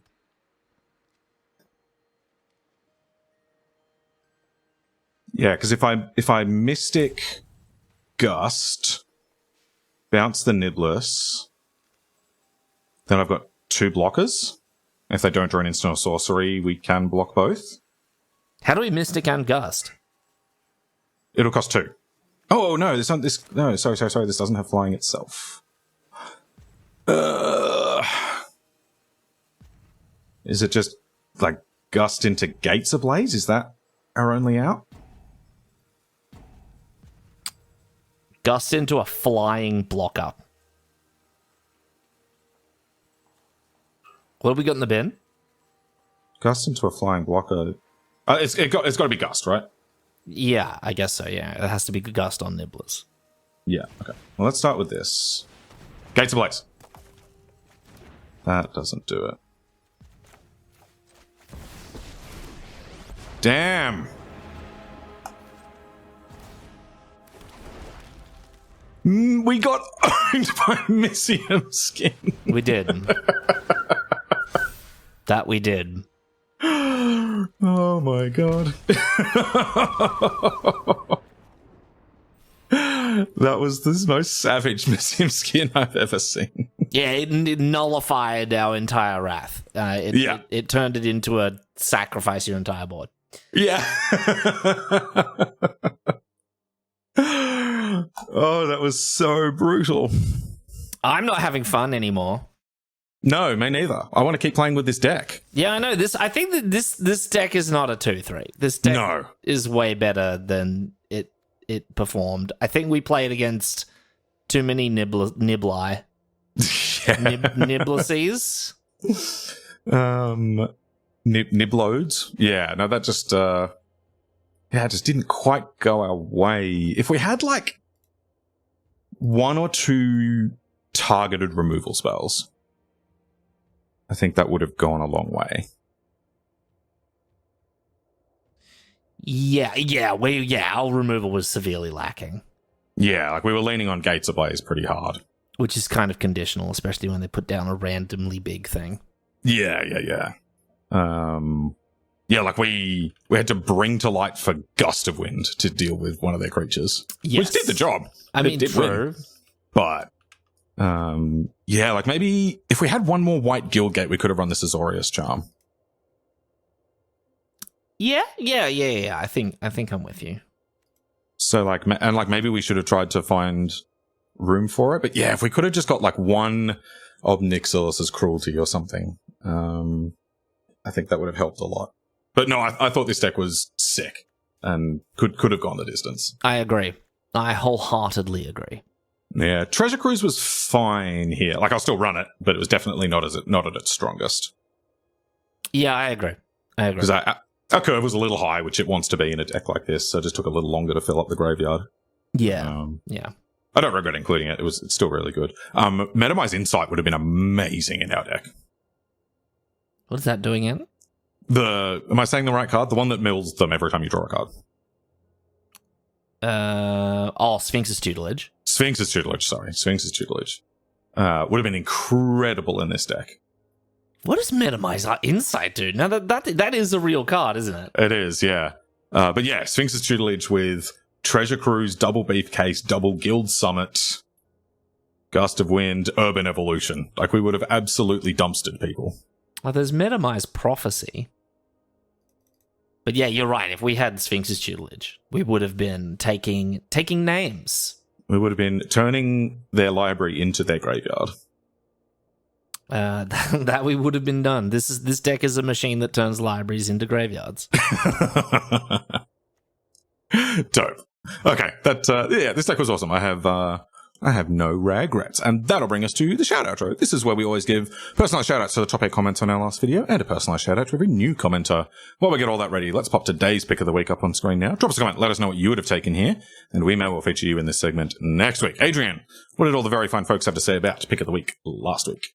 All right, last week on Pick of the Week, when we did the first Pioneer Masters draft, which was fun, and we went far better than we did in this video. We got but just as well in terms of deck quality. Agreed. These decks were of equal quality. Just sometimes the win rate doesn't match up. That's it. And that's you know what? That's just part of the game, I guess. But part of the shout outro is we read out your comments and comment on your comments. It's very meta. So let's start it off with Mackay Cleland. Mackay is back. Great to see you, Mackay. And Mackay says, this set actually looks really fun. It is. I've been enjoying my time in Pioneer Masters. It actually is. It is surprised. It actually seems pretty good. Yeah. There's a bunch of cool things that you can do. And a couple of cool build arounds as well, right? Like this deck was effectively a lands build around, which I love. I love when there's like here there's the Guild Gates deck, and in LCI we had the Caves deck. Like I think these like lands build around archetypes are really fun. Yeah. When I close my eyes and sort of like think of this format, I'm like return to Ravnica Theros Ravnica. Return to Ravnica Theros. Just seems to be the two I guess primarily represented sets. That's kind of funny because I'm like, oh yeah, return to Ravnica, but with Theros mechanics. That's fun. Yeah, that's kind of true, actually, isn't it? And it makes sense, right? Because they're bringing back a bunch of the like pre Kaladesh Pioneer legal cards. Yes. So yeah, that's going to cover a lot of that period you described. Not a lot of Tarkir I've noticed in this set, but I guess that's because they've already brought like a Tarkir remastered to Arena. Yeah, we've already got at least. Was that all of Tarkir? Or was it just it was a cards? Selection of Tarkir. Oh, okay. Yeah, I mean that would explain why there's not heaps then. Yeah, cool. Question for the viewers. We won't do it here on camera for you, but how many of the original sets for these cards can you name? Oh. I'll do that with you once we're not recording. We can do it as the stinger at the end. hell yeah. But that doesn't exist though. We never plan the stinger. It's always a fun, off the cuff thing that just happens naturally when we record because we're so funny. Okay, I won't plan to do it for the stinger then. Hell yeah. It'll just naturally make its way in there. I don't know. Who knows? Yeah, no one knows. Who knows? So thank you, Mackay. Stick around. We've got at least another 2 videos of this coming out. Yeah. My other fun thing with this set is I'm normally like right on top of all of the like cutting edge content for draft sets, so I can just like be right on top of things. For this one, I haven't really been listening to any, so I have no idea what other people think about this, aside from just the occasional thing I see on Twitter. So like all of my opinions are just like completely what I've put together myself. So like for my money, this Possessed Scarab thing is the most insane card I've ever seen. I highly doubt it is actually like number 1 in the set. These sort of cards aren't normally, but I'm taking it over just everything. And same with Treasure Cruise. I mean, it's like a really, aggressively balanced Ewit. Yeah. But even still, Ewit fantastic. Right? Yeah, Ewit is an incredible card. It was in Vintage Cube for a long time. Yeah, I will continue to pick it. Likewise. So thank you, Mackay. Awesome to see you again. Hope the new year is kind to you. Onwards next to Michael. Michael is Rainbow Michael, and Michael the Gathering says, Game 6, I want to be the one playing the deck, but you are, after getting triple predationed, after verbally questioning if you should actually be playing it, is peak Draft Monks. But what it really does is inspire a blue-black hybrid mana t-shirt with an arrow pointing at your own face that says not allowed to be mad. Agreed. Do you know the famous tweet that says, but I'm not mad. Don't let them say that I was mad. Yeah. Yeah. I don't it's know actually this. Yeah, the drill. The drill tweet where like, I'm not owned, I scream as I slowly shrink and turn into a corn cob.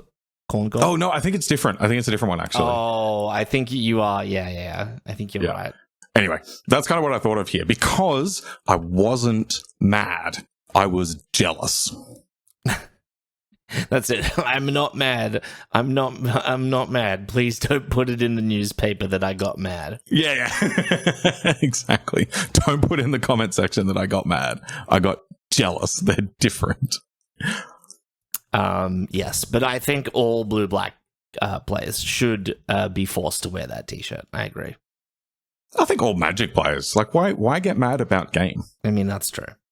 That's a very good point. That's very silly. And so is Michael, I guess, to segue with that, with the last words just coming out of Sam's mouth. Thank you, Michael. Great to see you, as always, in the comment section. Keep it all the way up. Next, we got Dane. Great to see you, Dane. Dane says, I have no Fridkin idea what is going on. Cheers and Happy New Year, my Aussie friends, and to you as well, Dane. Happy New Year. Love to hear from you. Has New Year reached Canada yet? Surely by now. I don't know. I know we get it before the rest of the world. I never know how long the delay is. Yeah, it could be really slow. That's a good point. I don't know. I've never checked. Is there a bunch of lag? And I guess that they're kind of as far away from us as possible. So maybe there's a bunch of lag. That's could be a bunch of New Year lag. Yeah. Yeah. I don't know how fast the sun rotates. Yeah. And it's got to get slow around this time of year, right? Because everyone's doing exciting stuff. It's probably just got to slow things down. That's a really good point. Yeah. So who knows? But it's good to see that the new year has reached you. Dan then says, I may comment more as the video progresses, so we shall see. If I don't blame me for being silent or lazy, babysitting my 16-month-old grandniece whilst she is cutting her incisors. Take the scissors off her. Yeah, you should not cut those. They're for eating with. Yeah, and 16 months old should not have scissors. I don't know much about kids, but I'm pretty sure you don't give the babies scissors. Especially for the purposes of cutting teeth. Yeah, if they're sitting there cutting their teeth, like at some point you probably should have said, should I take the scissors off her? Maybe. Waking up at 5:30. I'm assuming you don't mean the timestamp in the video. Might have been. What's happening at 5:30? Let's have a look. We're considering if we should pick Skyrider Elf or not. I guess if you jump into the video at that time, you miss us taking Sidisi Possessed Scarbed in Rover Horror. Yeah, so I guess it's not the best of times. No, you should wake up earlier. Like 00 would probably be best. So true. Dane then says, pick of the week is horror. But Fire and Away is so great. Still, the horror edges because it basically does both and still leaves a relevant body. Very, very fair. P.S. Kettle. Oh, hang on. Hang on. Can I talk about that before we get on to this next excellent sentence? Yeah. I've talked before about like my theory of draft formats being either tempo or value. And I think that decision between Din Rover Horror and Fire and Away is exactly that distinction. Because because the horror does both, whereas Fire and Away gives you cheaper optionality. And so if the horror is better, that means it's a value set. And if Fire and Away is better, that means it's like a mana efficiency tempo set. Does that distinction make sense? No, I get that. Like, do you get on board early and then remove their things and be on the beat down the whole time? Or do you, accept that, like, maybe the early drops aren't so crucial and I can pull ahead in the late game? Yeah, and like, it's not even... I mean, you're right. It's not necessarily about, like, getting on board and aggressive early, although it often is. But if it is like a tempo-y set, it means that, like, if you're going to play a control deck, it means that your removal needs to be 1 and 2 mana. You can't have like your 6 mana big kind of value-y removal spell. Yeah. I agree.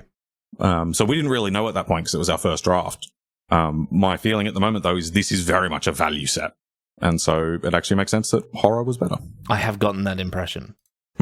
Sorry, please continue. This next sentence, great. As still leaves a relevant body. P.S. Kettle cooked jalapeno and cheddar chips, crisps to some, are just bomb-ass great. Yeah, that sounds actually phenomenal. I wish I had some of those. Sounds amazing. Yeah, can you send some to Australia, Dane? Kettle cooked jalapeno and cheddar chips. That sounds fantastic.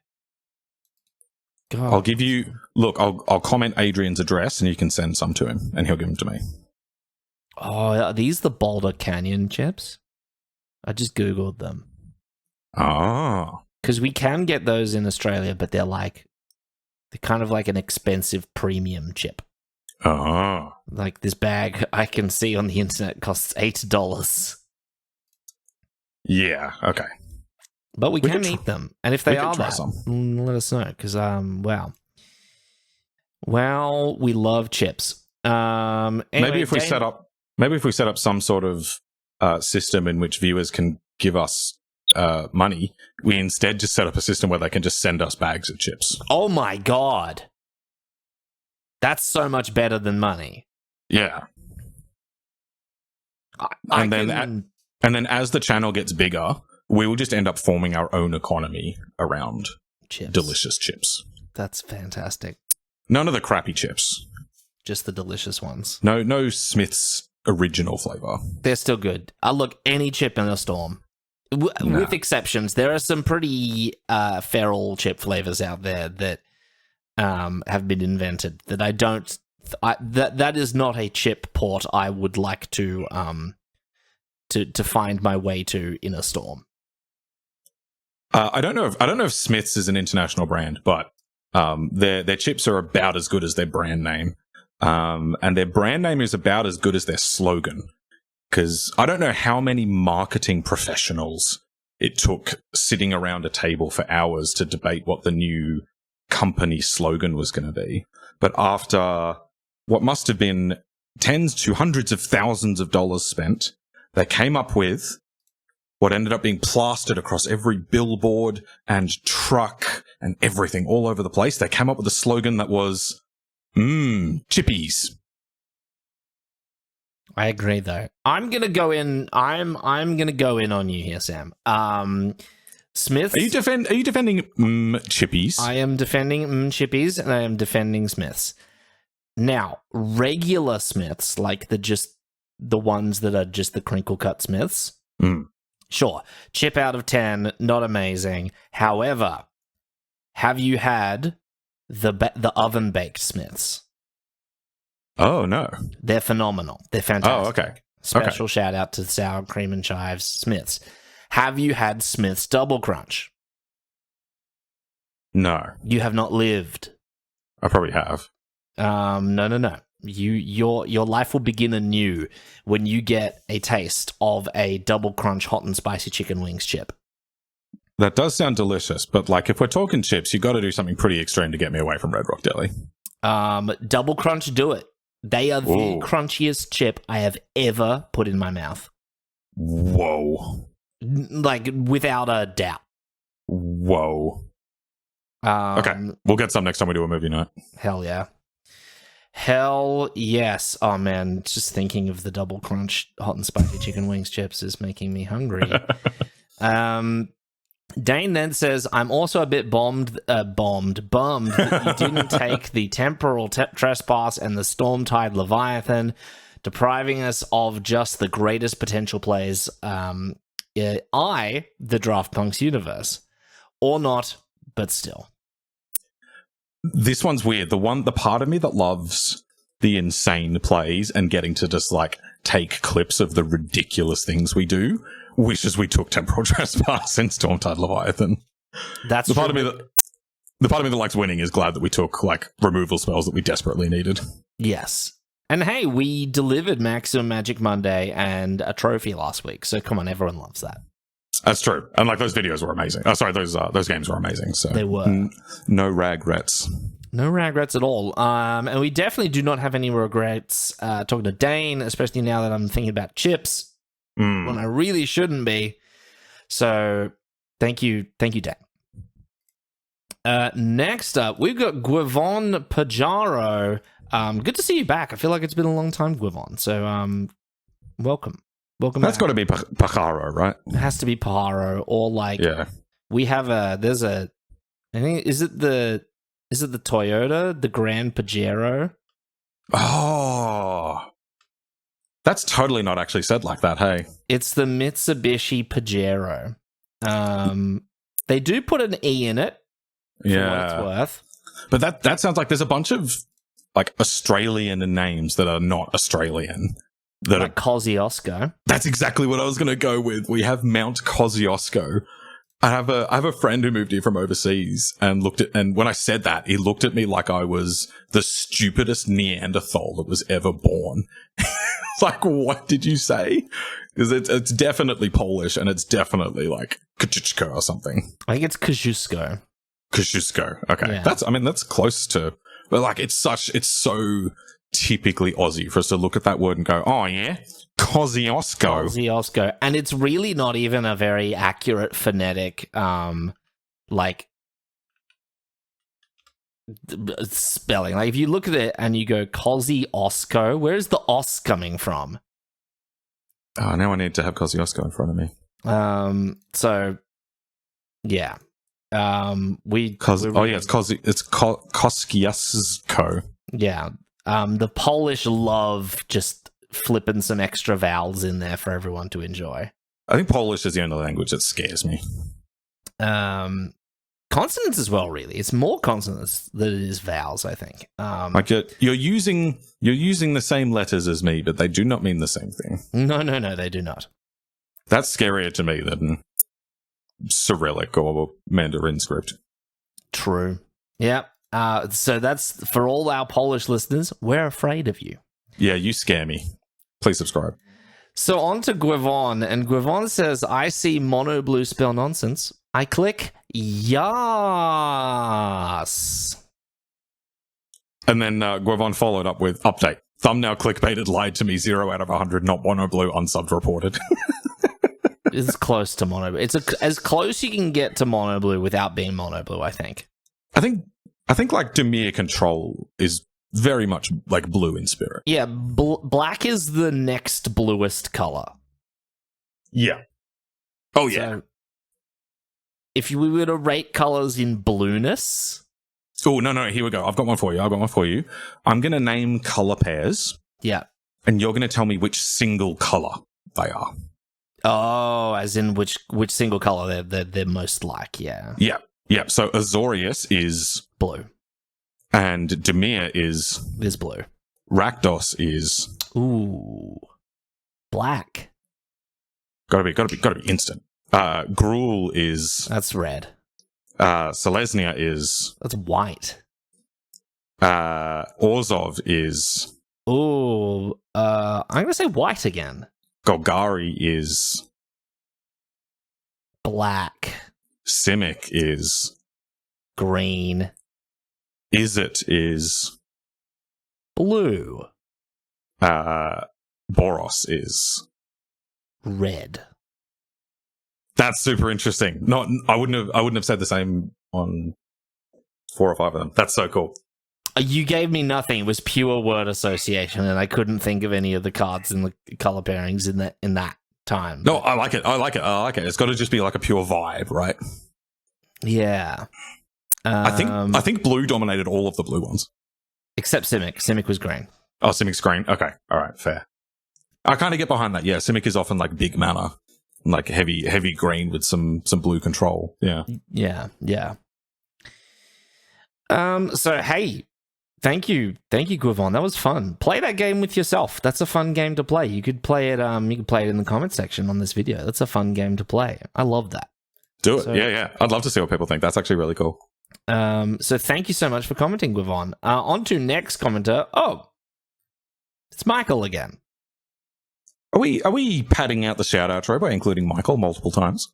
It might be. Well, it's Purple Michael this time, so it's a different Michael. Yeah, that's different. Purple Michael then says, until Ether Drift releases, so we might be playing a lot of this. DFT releases in 4 weeks, guys. Praise the eternal spoiler season. I think tonight, like early, like late tonight, like 4 a.m. tonight, the Ether Drift video releases. So we are on the cusp. Oh, right. Of review release season. Yeah. Speaking of, to all three of you that are still listening, would you be interested in don't say preview videos from us? Like, would you be interested in us doing just short videos where we show some of the new cards that are out, a little bit like MTG Goldfish does, and just talking about them really quick with respect to limited? I have thought about that, but man, spoiler season is just like so busy that it's often hard to get that in at the time. But if people are interested in it, I'm down. Yeah, I mean, but anyway, also, yeah, Ether Drift comes out in like 3 weeks probably now, and in between that, it's close to 4. It's close to 4. But oh, is it? Okay. Yeah. In 2.5 weeks, Innistrad Remastered comes out. Which is not relevant to most people, except me, because I have a big event to play in that is... Oh, you do? That's so funny. Are you going to play that? Hilarious. Are you playing that one, actually? The sealed event? Yeah. I think I will play the sealed event. There you go. Oh, wow. This is, like, hilarious. Like, between formats, here's this random format that you'll play competitively literally once. And the competitive sealed is, like, I think the set comes out on the Friday and we're playing this competitive thing on the Monday. That's so funny. And they sprung this on us last year as well at this same event.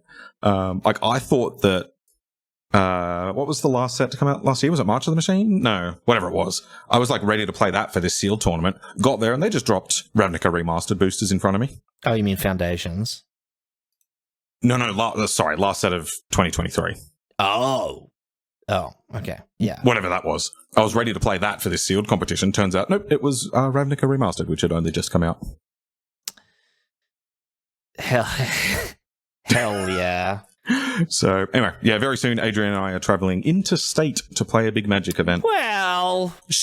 Interstate to play a big it's literally true. To play a big Magic event. It's actually not literally true. That's a territory, baby. We are leaving our state. It's not interstate, though. We are leaving our state. That makes it interstate. We are not leaving our state in a way that it would be possible for us to go to any other state without once again re-entering our state. True. Not remotely relevant, but a true statement. I think it's relevant. That's like saying, I'm not leaving my state, but there is definitely water you can drink. No, I don't think the word "but" there does any good. You're anyway, representing the argument, but go on. Go off, King. Anyway, we're going interstate to play an event where the main events are a standard RCQ, where top 8 get RC invites. Which I shall not be playing. Adrian's skipping that one. 7-point Highlander Australian Nationals. Here we go. We should probably do a video on 7-point at some point, but it is currently the biggest. Phenomenal idea. It's currently the biggest format in Australia. Actually the biggest. Yeah, I mean, aside from Commander, it's the biggest format. It's the biggest format. Australian. Is it bigger than Modern? So Commander, 7-point Nationals last year was at the time the biggest Australian Magic tournament since COVID. Wow. And in fact, the biggest Australian Magic tournament since the last GP, which was like around the same time. God damn. It's massive. Yeah. And so we're playing the equivalent of that for this year. I'm expecting more than 200 people, which is big for an Australian event. Yeah. Well, yeah. And then on the Monday is this Innistrad Remastered sealed RCQ. Also top 8 get RC invites. So yeah, big, and then side events all around draft, modern, whatever you want. I think there's some team events. It's run like a GP, right? It's like a ticket format, like where you win tickets and you can cash the tickets in. Yeah. I guess it's like it's a con, and we don't really get big cons here in Australia. So no, and if we do, there's like 3, and not many of them have a magic focus. They're more like a sell things focus. Yeah. So if you're Australian and you want to go, it's in Canberra. Like next weekend, called CanCon. CanCon Come along. 2025. And it's got a bunch of other stuff. If you just like games or board games or whatever, that's the bigger part of it. So yeah. It's primarily a board game. I guess it's just a tabletop gaming convention. Yeah. So yeah, I've got friends that just go and peruse all the board games and check out all the different types of games that are there. Yeah, you can compete in like your Warhammer 40K, thing. Or there's like classic wargaming. Like there's like literally get your like lead painted figurines of World War II soldiers and put them on a board and do like really, really old school wargaming. You can do that. Love it. So anyway, we're going to cut all of this out, and I'll get in contact with Good Games so that they can sponsor us, and then we'll pop this back in. Oh, so we can get twice the money. Yeah. Hell yeah. I love that. So thank you, Michael, Purple Michael this time. Go to CanCon. Do it. Next, we've got Sartob. Sartob is back. Great to see you, Sartob. Sartob says, you two are very considerate. Well, thank you. Couldn't agree more. I'm part of the secret underground society known as the Considerati. Sam doesn't take Storm Tide Leviathan. Also, Sam, yeah, that's a good win con in these decks. Yeah. Win cons are overrated. You don't need them. Just play more card draw. You'll find some way to win. It was true. Many times this video, Sam did opt to draw cards instead of do other things. So, Yeah. Italian Nantuko is my work lunch order. Gusio Nantuko roughly translates to Nantuko shell. That's funny. So what is it? What is it actually? Come on, you can get this. I don't know. It's Nantuko husk. Oh, nice. Yeah, I'm not going to try and pronounce it, but yeah, that was Nantuko husk. When I was thinking shell, I was thinking like seashells. Yeah, okay, gotcha. But that's great. I love that. Sartor then says, I hired a teenager to watch my kids for me, but they let the kids stay up late and eat nothing but popcorn. Total con of a sitter. Win for the kids though. If I was, I don't know what, 4, 3, some small child age, and parents hired a sitter that just let me eat all the popcorn, hell yes. Am I missing something here? I feel like there's a pun there and I don't get it, which makes me feel stupid. I don't think it's a pun. I think it's just we're learning about Sartorb's life. You reckon? I think total con of a sitter? Is that a... I feel like there's a joke there and I don't get it. Sartorb, help me. I don't think it's a joke. I think the joke is that Sartorb's kids are now full of popcorn and not going to sleep. But I love popcorn. I think popcorn's delicious. And if I was young and my parents brought in a babysitter and I got to eat all the popcorn I want, I would have had the time of my life. Am I about to hit you? I'm going to hit you with a take even hotter than Chip takes. Popcorn's vastly overrated. I don't think popcorn is as good as chips. The exception is caramel popcorn, where there is at least a 2-to-1 ratio of caramel to popcorn. Oh, did I give you a bunch of caramel popcorn one time? Yes, you did. And was it a real teeth sticker?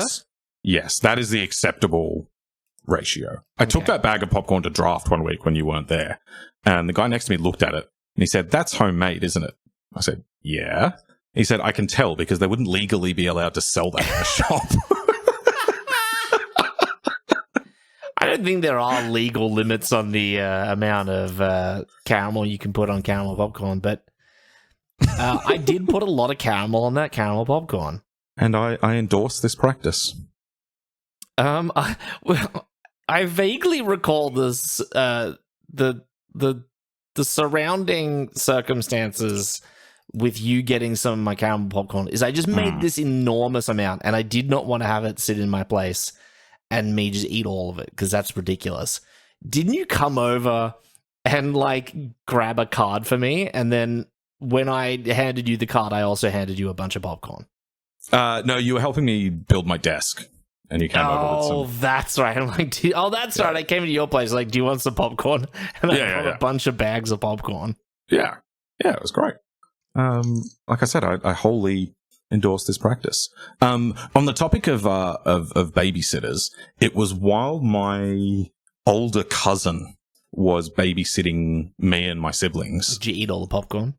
That my siblings are all a bit younger than me, and so they'd all gone to bed.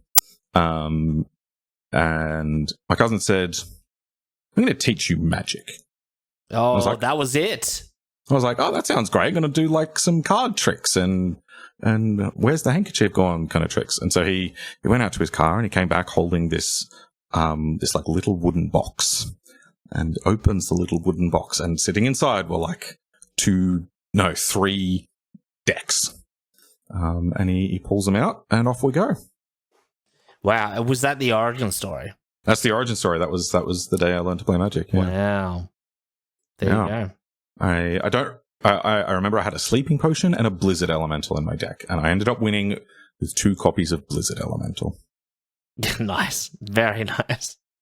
And I really remember, like, I was sitting there thinking about, like, what to do with my turn.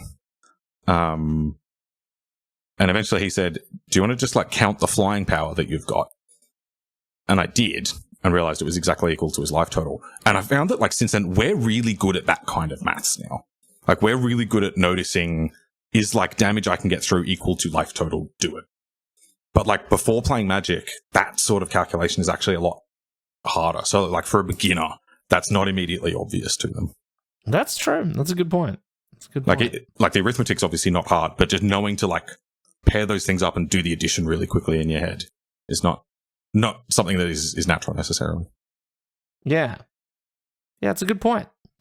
So, hey, Sarator, unfortunately, all the popcorn in your house is gone. But now you have a great story to tell. So that's great for everyone. So well done. And I hope to see you in future videos. Agreed. Next up, we've got Bogbogan, and Bogbogan is in with another long one, but we like it. And Bogbogan said to start off 2005, right? 2005. 2005. We're going way back. When Adrian was 2 years old. Adrian was not 2 years old. To go back to 2005. Oh man, Windows XP is still like it. Windows Vista, I think, attempts to get released this year, but nobody likes it. I think maybe did Anchorman come out in 2004? Oh wow, what a time. So anyway, to start off 2025 right, I have to come out with a comment I worked on for the past 6 months. Goddamn. Holy moly. Sits on a very niche intersection of funny magic flavor text, obscure Australian media, and terrible attempts at humor. So here it goes. Did you guys know that Australian printing of Gorilla Titan has different flavor text? It reads, "I want a souvlaki this big." What? Continue. Is there actually gorillas? Okay. Yeah, so actual Gorilla Titan has like a gorilla with his arms out and he says, "I want a banana this big." Okay.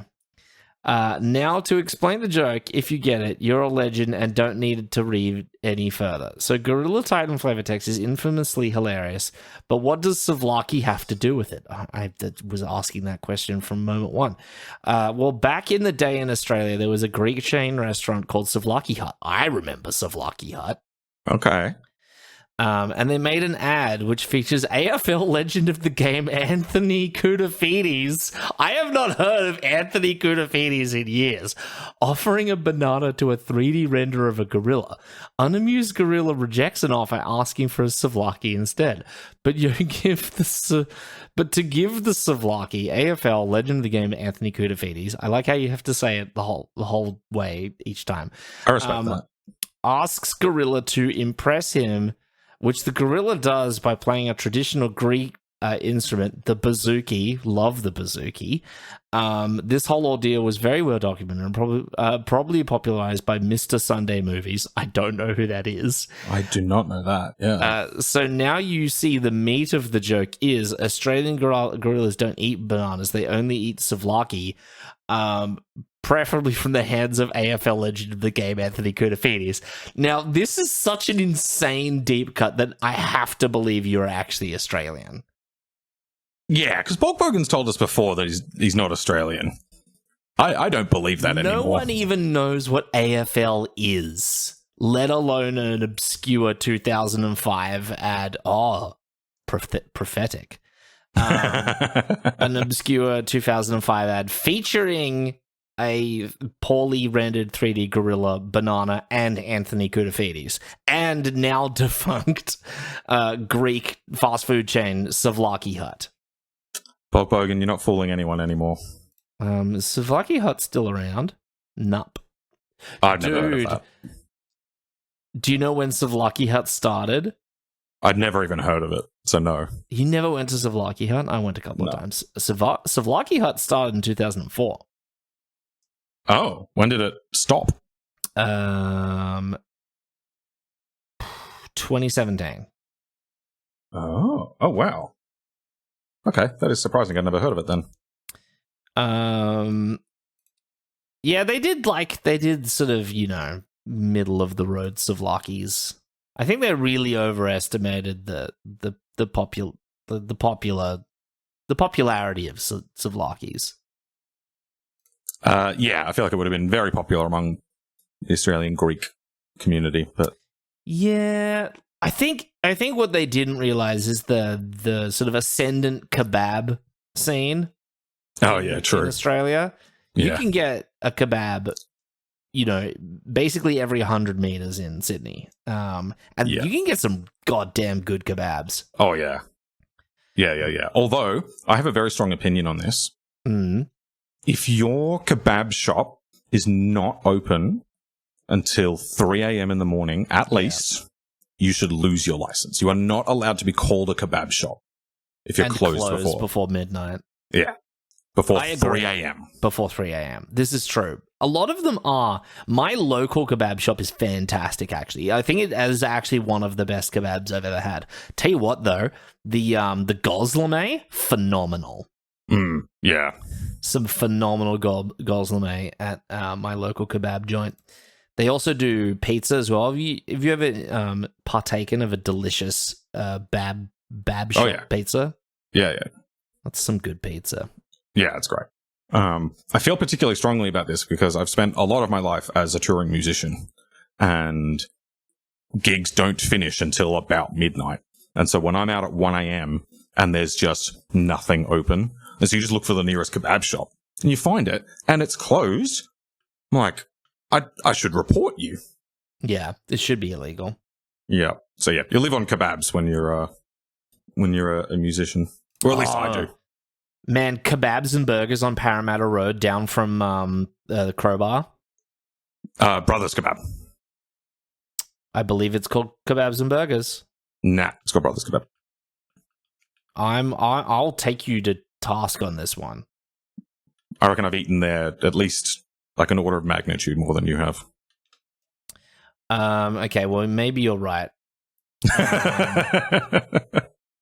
I was convinced it was called burgers and kebabs. Yeah, this is a very interesting argument for everyone else in the listening. But this is the shop that's just down the road from one it's called Brothers Kebabs and Burgers. Okay, we'll agree to disagree. We both got half of it. All right, we both get half a point. That's the kebab shop that's just down the road from one of the only remaining kind of metal venues or metal friendly venues in Sydney. We used to have a lot of them and not anymore, which really sucks. They do a mean kebab. They do. And that venue was great. And I've played there a lot. It's awesome. And in my previous apartment, I would drive past it when going back home from Monday draft, and I would often get myself a bab on the way home. Oh, yeah. I've gone out of my way to go there before. It's great. Great bab joint. Anyway. We're cutting all of this out, and I'm going to contact them for a sponsorship. Everyone wants the kebab talk. And then we'll put it back in. No, it's not because people aren't interested. I'm just not interested in promoting a business for free. I'll promote that kebab shop for you. So thank you, Bogbogan. That's the deepest cut of all time. That's insane, yeah. It's an ad I don't even think I remember or even watched. So wow, incredible. Thank you, Bogbogan. Just unbelievable. On to the winner of the shout-out show. Oh, would you look at that? It's Michael the Gathering again. How did he sneak in? But he's done it with a real winner. Rainbow Michael has said, of course, Evolving Wilds isn't fixing. It doesn't even draw a single card. Yes. That's so true. That's so true. It's the truest thing you've ever said. It doesn't count. That's so, it's so true that the word true doesn't even apply to it. It's tautological. Oh, well. It doesn't draw cards. How could it be fixing? Yeah, so, as we all know, card draw is fixing.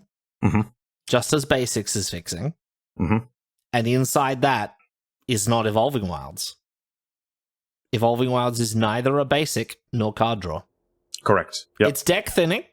Treasure Cruise, fixing. Consider, fixing. Guild Summit and Urban Evolution, fixing. Never mind the fact that Evolving Wilds finds a basic. It itself is not a basic.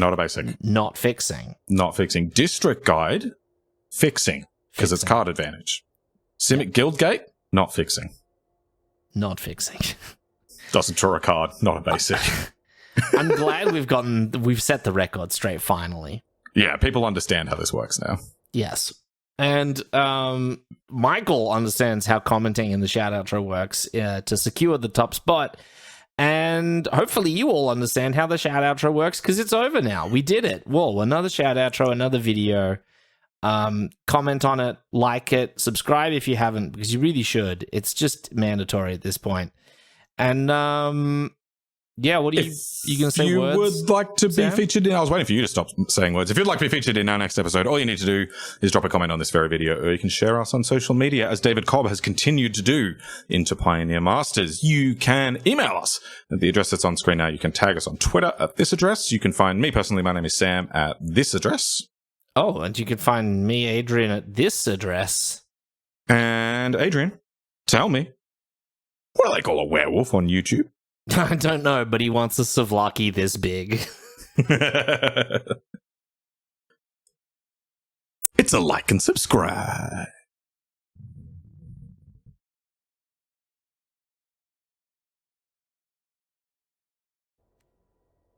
Okay, Adrian, I've had an idea. Okay. What set was Treasure Cruise originally from? Ooh, Khans? I believe so. Consider. Midnight Hunt. Correct. Devour Flesh. Oh, wow, that's beyond me. Is that Innistrad? I don't know. I think it's one of the Return to Ravnica sets. Okay. I don't know for that one, though. Cura's follower. Oh, I want to say Theros, but I reckon it's Born of the Gods.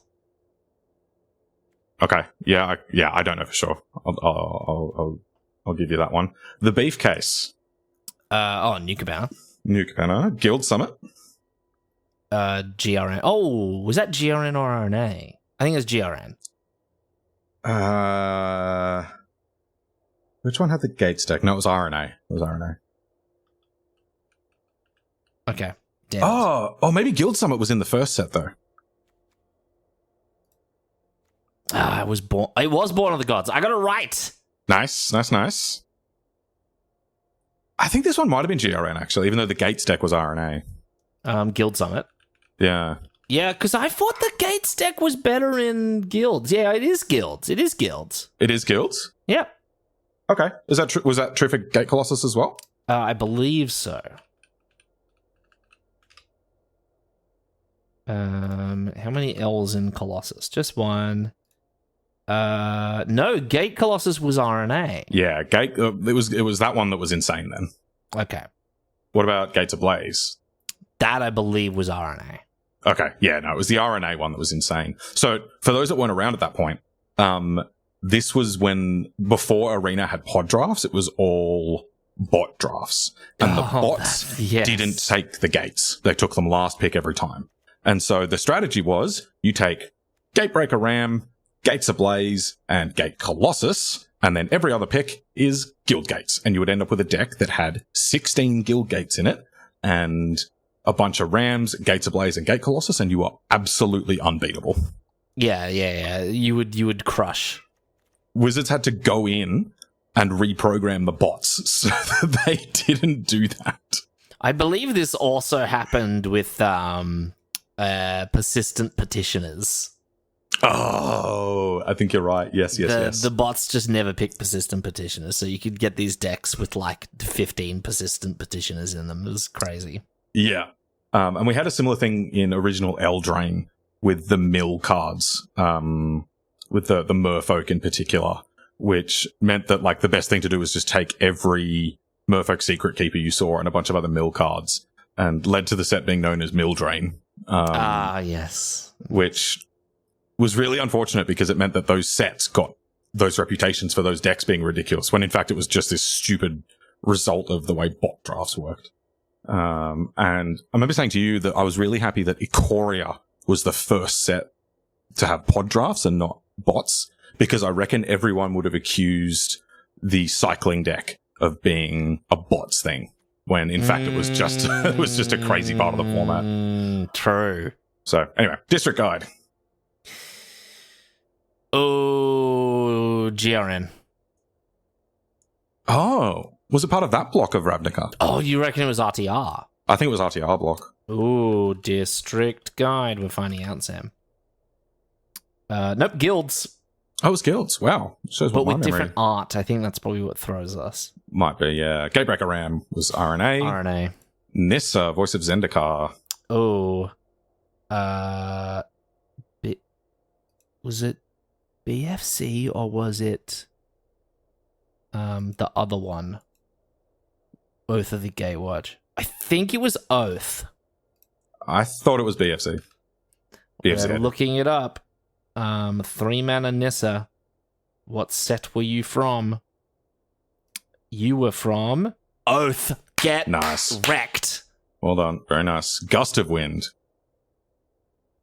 Gust of Wind to dance. Now that's a deep cut. You are honor bound to comment now if you got that deep cut. God, I don't think I've ever seen this card before. I'll throw one out and say Khans or like Fate Reforged. I actually thought this was Ikoria. No. Check it. Is it just called Gust of Wind? Yeah. Wow, you were right. It's Ikoria. What the hell? Yeah. It was Ikoria. I have played with this card. Murmuring Mystic. That was Guilds. No, that was RNA.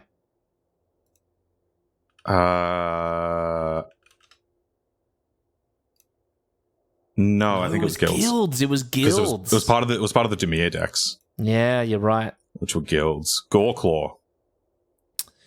Oh, M20. Yeah. Or M21. Yeah, it was one of those two core sets. They're the same set. Possessed Scarb. It was actually M19. Possessed Garb. Okay. I knew this one because I looked it up because I'd never seen this card before. This is Origins. Oh, it's from Origins. Yeah, I was convinced it was going to be like a Shadows or like a Eldritch Moon thing, but Yeah, it was yeah. Origins. Ah, okay, cool. Bring to light. Oh, BFC. Yes. Urban Evolution. That's got to be an RTR. Yeah, whichever set had the Simic guild in it. I'm going to say Gate Crash. I'm going to say Gate Crash. Yeah, that sounds about right. It was Gate Crash. Let's go. I'm so good at this game. This must have been really good in that draft format, because this is still good now. Yeah, I don't know. No idea. Never played. This was during the time I was completely absent from Magic. Do not know how good Urban Evolution was in Gatecrash Limited. Metamai. Oh, that's a Theros card, I believe. Oh, yeah. Okay. Yeah, I don't know on this one. Theros, I got it. Wow, I'm on it, Sam. Smashing it. Very nice. Mythic from Theros. Guess how much it is these days? $1.50. Oh, you so close. $1.18. Hot damn.